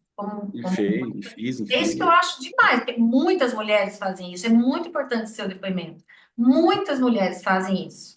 Só que é normal a mulher fazer, né? Mas é muito importante quando um homem fala que fez isso. Porque muitos homens não acham que não é para eles, né? Ainda tem isso. E não é, a gente está aqui para ser pai e mãe. E o cuidado, né? Eu acho legal porque você tem a coisa do cuidado com ele, você sabe cuidar. Então, eu já vi você comentar, não, porque tem que levar para fazer o exame tal. Um dia, alguns poucos sutilezas. Eu também, eu falo que eu tenho esse jeito de tonga, mas é só para algumas coisas, porque eu presto muita atenção nas atitudes. E você já, em várias situações, falou assim: eu tenho que ver, sei lá, uma vacina, eu tenho que fazer uma cirurgia X no julho. E isso é o olhar do cuidado, porque existe uma tendência social de que esse cuidado é só para a mulher, né? A mulher que cuida, a mulher que faz o cuidado com o filho, com os pais e tal, e você é um ótimo cuidador também. Então, eu queria registrar isso aqui para ficar esse depoimento. Marco, a gente está caminhando para o final aqui, que já estamos, sei lá, 1 hora e pouco. Fala sobre a sua. Depois que você foi para Curitiba, porque você fica vai lá e cá, né? Você pensa ainda em daqui para frente? O que que você pensa em fazer ainda que você não fez do ponto de vista profissional ou até, sei lá, um curso diferente que você queria fazer? Você falou que não tem vontade mais de fazer o teatro, mas que você já faz de alguma forma. Eu sei que você, por exemplo, fez um curso de numerologia, Uhum. né? E você aplica essas coisas na sua vida? Sim, eu aplico sim. Eu gosto muito do lado espiritual, então numerologia, tarô, arquétipos, signos, enfim. São vários temas que eu dou bastante atenção, né? Tenho muita fé, né? Creio muito em Deus e eu aplico isso cotidianamente. Então, é, assim, em termos de autoconhecimento, não em termos de realizar isso profissionalmente, atender pessoas, não é isso, mas em termos de autoconhecimento. Então, enfim, vai ter um lançamento de livro, um congresso no dia tal. Eu procuro entender o que é aquele dia, qual é a lua que vai estar regendo aquele evento, enfim, aquele mês, o que significa aquele mês. Então, eu procuro, de fato, colocar isso em prática na minha vida, né? Para mim, né? Como autoconhecimento, não em Não termos impõe para aí ninguém, externos, né? Mas você vê né? para Mas eu autoconhecimento. gosto muito, eu estudo sistemas diariamente, né? Então, compreender o universo, compreender as pessoas, enfim, eu coloco isso em prática diariamente. Assim, para mim é um lado extremamente importante também. É o lado da fé, né? O lado do oculto, enfim, para mim é extremamente importante também. Algumas pessoas sabem disso, outras não, enfim. E, assim, para mim é algo bem relevante, assim. Acho que a vida não é só matéria, né? Não é só o lado material das coisas. A gente vive isso também, claro, mas não é só isso que conta, né? Então Você eu me tem uma pauto base bastante por isso. religiosa familiar, sim, da sua família? Tinha A minha família próximo? é bem católica, meus pais, né? Meus pais são bem católicos. Eu fui criado nesse meio, mas depois é, da juventude em diante eu não sou praticante já de longa data. Não pratico, mas hoje eu não tenho religião, mas creio em Deus, enfim. Eu Aham. sigo um caminho, eu procuro ser sempre uma pessoa, enfim, que anda num caminho correto, assim, tenho essa abordagem. É que a espiritualidade ela vai muito além, né, de religião, né? A religião Sim, ela tem sim. lá as regras, tal. Tem gente que gosta muito disso, né, de Uhum, estar ligado a isso. uhum, Você sabe o que eu tenho feito muito? A música, como a gente falou, né, da música. uhum, Para mim, você, dependendo da música, né, claro, dependendo da música, porque o mercado hoje comercial ele dá uma zoada nisso, né, total, né, no que está ali na rádio e tal. Mas as músicas, quando eu falo de qualidade, eu não estou falando nem de estilo de música, né? Estou falando de música que tem uma letra, que tem uma boa sintonia, que tem algo para se refletir. Então, eu tenho feito muito isso. Eu tenho lá agora meu cantinho lá em casa e eu gosto de pôr uma música que eu admiro, que eu acho que tem uma função até espiritual mesmo, de transcendência, e são várias. Não tem, ó, é tão eclético que ninguém jamais vai entender qual é a linha de tudo, mas eu faço as minhas orações, vamos dizer, nesse momento. Eu me conecto sabe? Eu ouço aquela música, eu piso na grama, às vezes eu choro, me emociono com a música, porque se você pegar algumas letras, algumas músicas, elas tocam uma profundidade, eu acho tão espiritual. E aí você olha um passarinho, você olha o céu tá com um sol lindo, ou tá uma lua linda. Para mim, isso é a maior espiritualidade que a gente tem, sabe? É a conexão com tudo que está aí à nossa volta. Por isso que não dá para mim, não entender a vida sem entender por que que aqueles planetas estão naquele alinhamento, sabe? Gente, se a lua cheia, ela traz um vucu-vucu na maré, então o que que nós não somos senão um bando de água, né? Então, assim, é uma forma de você buscar nisso essas conexões. Eu acho muito legal você falar, porque foi por isso que a gente começou a conversar muito também, que você é um cara que escreve, né, dentro no jurídico, que é um ambiente formal, né, tenso, e você não Pesado. é pesado, né? Você saiu lá de um serviço público que você viu uma burocracia e, na verdade, o que que você fez? Na verdade, você virou a chave para poder exercer a sua criatividade com liberdade, né? E Uhum. dentro da sala de aula e ter um tempo para isso é tão valioso, né? Isso entra muito naquilo que a gente começou a falar no começo da nossa conversa, que é o que nós temos hoje no mundo, os cenários que nós temos hoje no mundo, né? Vamos lá, então, vamos finalizar, porque senão só eu falo aqui, Mar. Eu quero que Não, você me imagina. diga Que bom te uma. ouvir também. Não, mas aqui é uma conversa, gente, vou deixar bem claro, tá? Porque senão vão falar assim, nossa, só a Juliane fala. Não, aqui é um bate-papo, tá? Marco, é assim, aqui a gente tem agora uma série de perguntinhas aqui que eu criei, que se chama um bate-bola prévio. Deixa eu pegar aqui, senão eu esqueço. Esse bate-bola prévio, eu inventei aqui da minha cabecinha para você fazer uma conexão com algo da tua vida. Então, eu vou te dar a expressão, você vai me responder com aquilo que você acha que faz sentido na sua vida, ou atual, ou passada, ou para futuro, tá? Então, a primeira expressão é o Dibnader. A Dibnader, né, é a data do início do benefício, quando ela se cruza, né, quando ela se unifica com a DER, que é a data da entrada do requerimento, pode gerar um bom efeito financeiro, né? E isso, para o segurado, ela é bom, isso é muito bom, e para o advogado também é muito bom, porque a gente recebe os honorários em cima desse efeito financeiro, né? A maior parte nossa, né? Em grandes situações. Então, isso num ponto de vista administrativo ou judicial, né? Para quem não é do previdenciário que está ouvindo e para quem é iniciante que ainda não conhece. O que que seria a Dibnader para você? Para mim, é o meu ingresso no tribunal como técnico lá nos anos 90, com 20 anos de idade.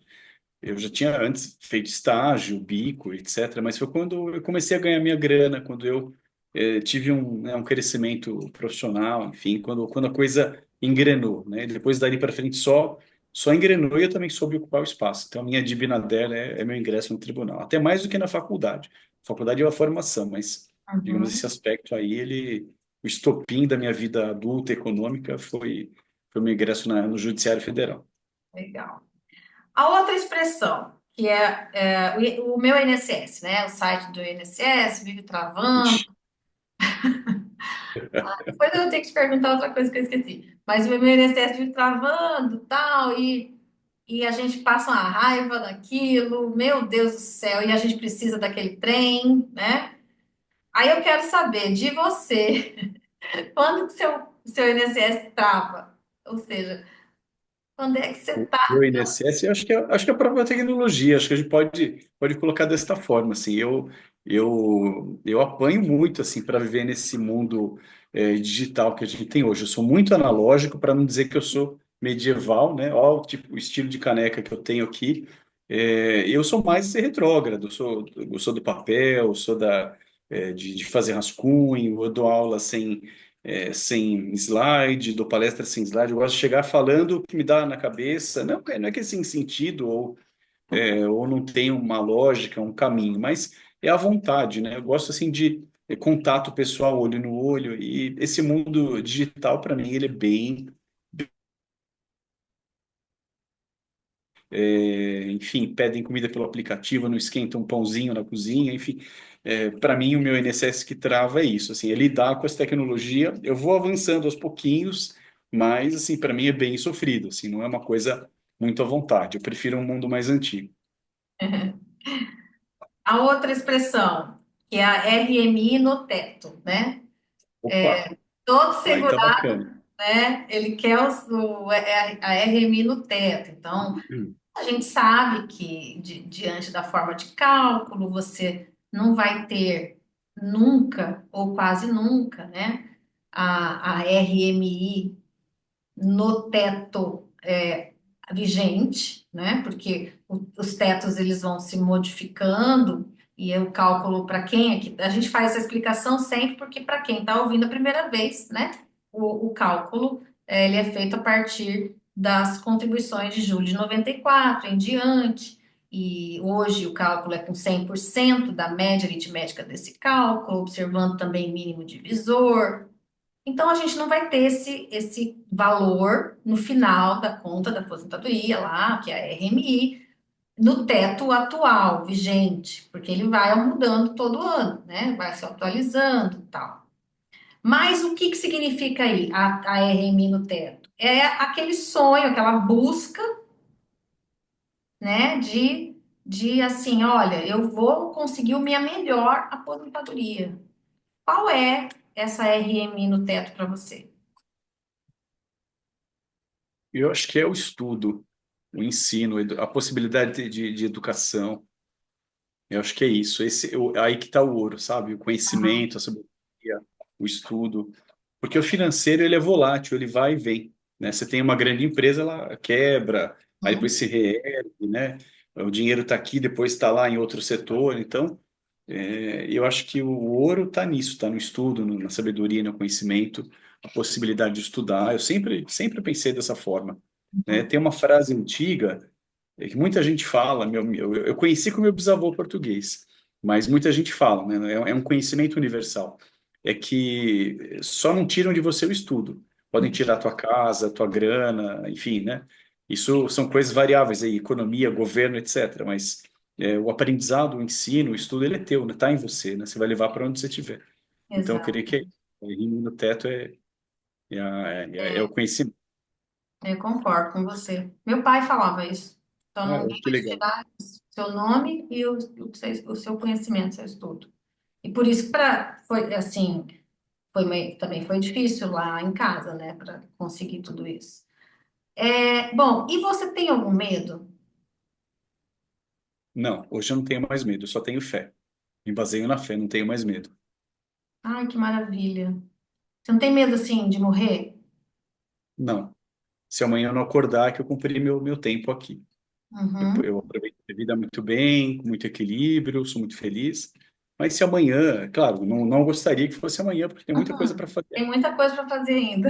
Tem muita coisa para fazer ainda, mas assim, se fosse amanhã, né, e eu também vou muito de avião, não tenho medo de voar de avião, vai cair, pode cair.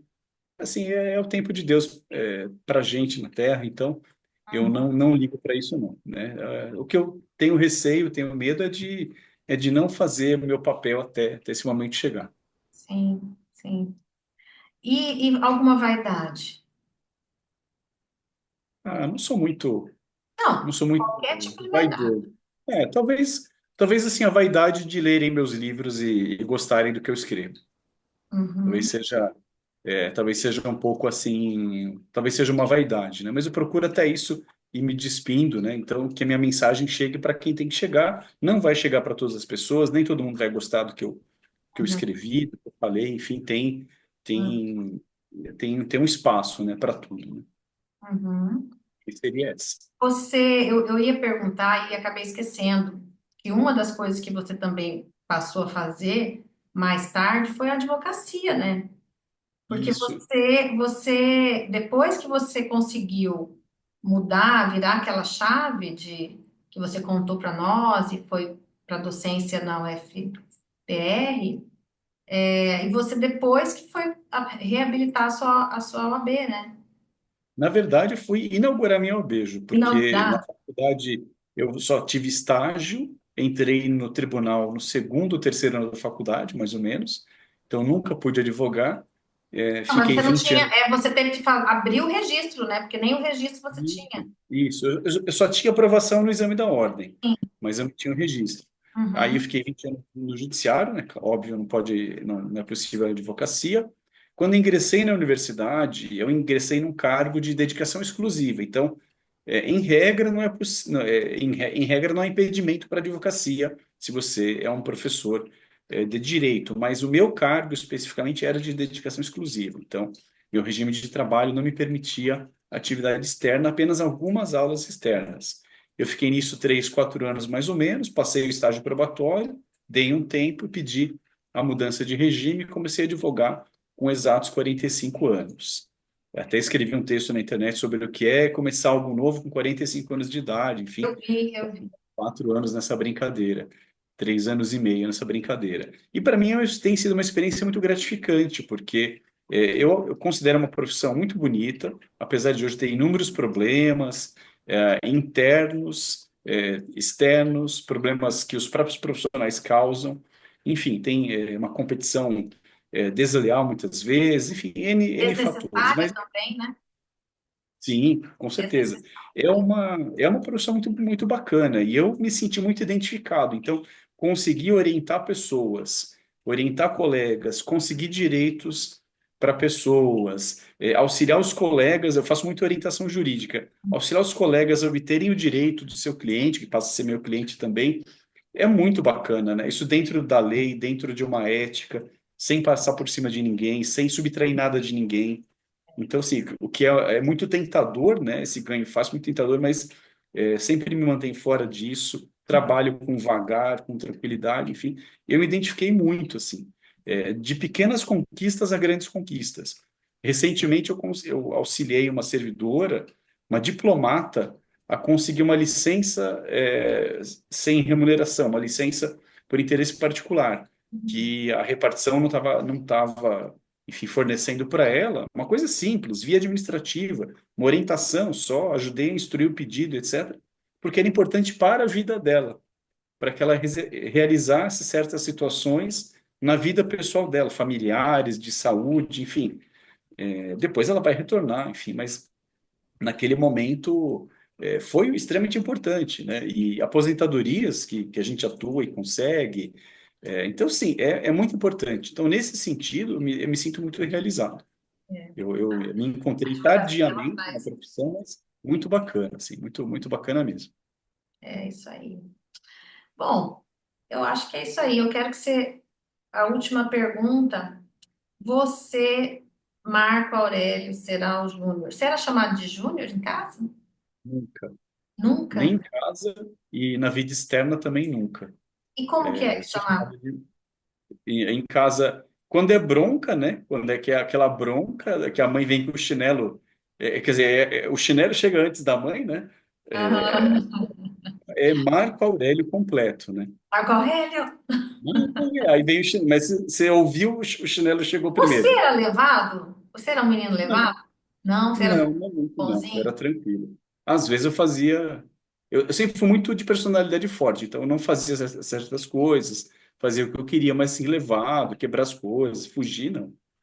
Assim, foi bem tranquilo. Só personalidade forte, como sempre. É, né? Escuta, e eu quero que você fale isso. O que que o Marco Aurélio Serral Júnior hoje, né, com toda essa história de vida, diria para aquele Marco de 7 anos que falou, quero ser escritor. Eu diria para ele se manter no mesmo caminho, que ele vai chegar lá, que ele chegou lá, que isso é fabuloso, assim, poder dizer isso por teu eu de 7 anos é fabuloso, né? Que você conseguiu realizar o teu sonho de escrever, de ser um escritor respeitado, professor respeitado, ser um pai amoroso, um pai que mais acerta do que erra. Diria para ele se manter no mesmo caminho, talvez só pegar um pouco mais leve, né? Talvez só ser um pouco menos rígido consigo próprio, especialmente. Acho que seria a única fala para ele. Que bacana. E aí, eu peço sempre para o convidado trazer uma música, né? Qual é a música que poderia refletir para nós aqui este episódio? Eu até falei assim, uma música que identifica a sua vida, mas e você respondeu de um jeito que eu também responderia, porque, nossa, são tantas. E a E a gente nossa gosta muito vida de música, né, Ju? A gente mas quem gosta é muito de um música? ouvinte esporádico, a gente ouve muita música o dia todo, né? É o tempo todo. Eu trabalho com música, eu faço tudo com música, gente. Eu não consigo viver sem música, de verdade. Eu acho que hoje eu posso dizer, sabe, com que você não consegue viver sem música? Exatamente. Então, eu pedi para você separar essa música e aí você já me mandou, mas conta para nós aqui o motivo pelo qual você escolheu essa música, porque tem isso também, né? Às vezes a música ela vai refletir agora que você escolheu para hoje, no dia de hoje que nós estamos gravando aqui em 2025, né? Mas também tem a relação com a sua história de vida. Bom, né, são, como a Ju disse, né, são muitas músicas. Eu vivo de música a todo momento. Eu acordo, ponho uma música para lavar louça, para fazer o café da manhã. Estou escrevendo, eu ponho heavy metal para as minhas ideias ficarem fluindo mais. Aí eu fecho com uma música mais calma, música clássica ou um rock mais tranquilinho. Enfim, a todo momento eu vivo em torno de música. Me é muito prazeroso. Então, assim, seria muito difícil escolher uma música para essa conversa aqui. Eu pensei inicialmente em Stairway to Heaven, porque, na verdade, retrata uma ascensão espiritual, né? Você sai da matéria aqui embaixo e ascende, chega à espiritualidade, é a metáfora da escada, né? Muitos caminhos espirituais usam a metáfora da escada. Enfim, tem 32 compassos, né? Corresponde a 32 vértebras, é bem interessante, assim, bem remetido a ser uma música espetacular. Mas eu não achei que era o ponto para essa conversa aqui. Aí eu escolhi Simple Man, do Lynyrd Skynyrd, que é uma banda que eu gosto muito. Quando eu tinha 20 anos de idade, eu não conseguia ouvir Lynyrd Skynyrd porque era muito tranquilo, muito equilibrada, porque não correspondia ao meu momento de vida, né? Mais hard, mais agitado. Então, hoje, assim, chegando aí, beirando os 50 anos, eu escolhi Simple Man, do Lynyrd Skynyrd, que é uma banda do sul dos Estados Unidos, faz um country rock, um southern rock muito interessante, enfim, um hard rock bem tranquilo. E essa letra, tem muitas músicas muito bonitas, mas essa aqui é muito legal, porque ela fala de um homem simples, que é como eu me considero. Eu tenho muito orgulho da minha trajetória, ter saído de um lugar muito simples e me tornei doutor em direito, autor de livros, professor da UFPR, mas eu permaneço o mesmo cara simples da Moca. Estou aqui do lado do meu filho, hoje tá, daqui a pouco vai tomar um lanche, assim, sabe? A minha vida é muito, realmente, assim, muito tranquila, muito pacata, né? E essa música, ela fala de aprender com os mais velhos, ele aprende com a mãe dele dá um conselho para ele, fala de amor, fala de relacionamento, fala de manter essa simplicidade, essa humildade, sem ser um simplório, né? Então, é uma música assim que para esse programa de alma previdenciária que a Ju também está conduzindo, eu senti que era mais em sintonia com essa nossa conversa aqui. E Ju, quero te agradecer aqui enormemente esse espaço, né, de poder falar com muita naturalidade, não é um programa piegas, né? Contigo aqui a conversa flui muito bem, flui de uma maneira muito gostosa, né? Sem pieguice, não, como se fosse uma conversa mesmo assim, muito bacana, que reflita, que repercuta no coração de quem estiver nos ouvindo depois pelo YouTube. Eu só tenho a agradecer, Marco, porque já expus aqui, né, como eu gosto de você, nossa, admiro, e o quanto que você acabou estando na minha vida, coincidentemente, nesses dois momentos, né? Eu acho isso muito mágico da vida. É impressionante a vida nesse sentido. É o que eu digo aqui para quem está ouvindo. Gente, a gente tem que parar de se apegar em coisas que não fazem o menor sentido. Sabe, às vezes as pessoas competem, concorrem, elas querem aparecer mais que o outro, e a gente só tem que ir, ir fazendo. e simplesmente deixar as coisas acontecer. Deixa acontecer. Ah, você não gosta de pagode, lembrei? Natura. Isso aí até eu conheço. Aliás, Hã? eu sou o único que conheço a letra. A única letra que eu acho que é diferente aí. E de resto, eu acho tudo igual. Deixa acontecer. Gente, eu sou assim, meio tonga, mas assim, voltando aqui pro foco. A letra da música que você me mandou, eu já conheço a música, amo a música, e ela é exatamente isso.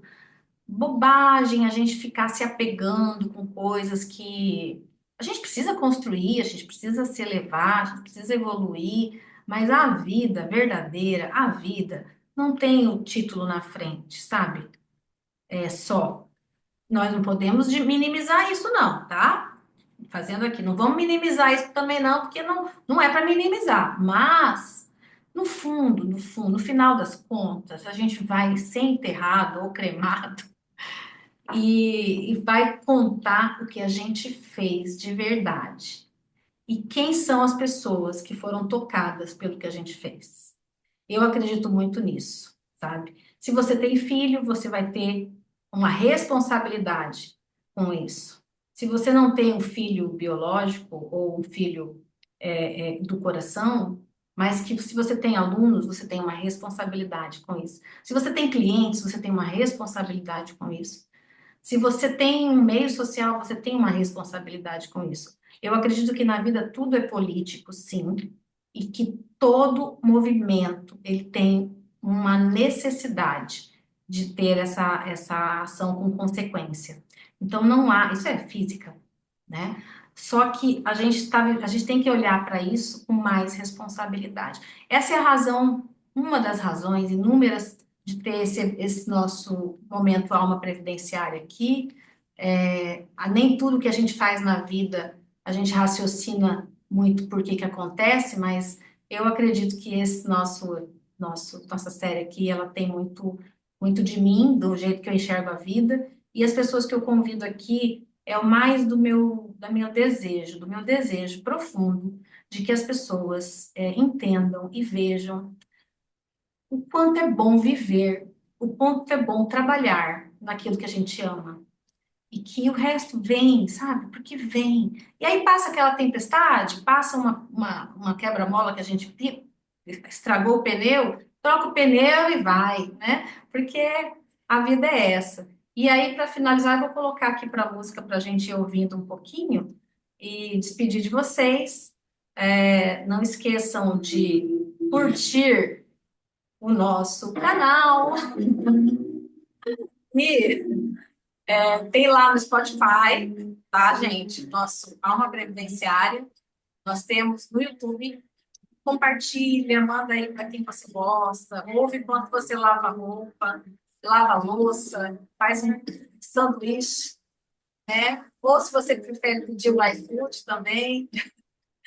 E a gente está aí.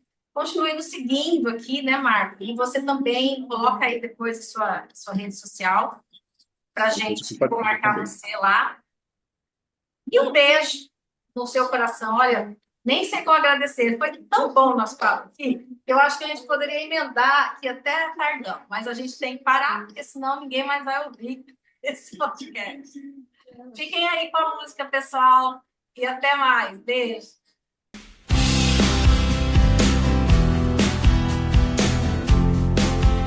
Podcast Educaprev, série Alma Previdenciária, com Juliane Penteado.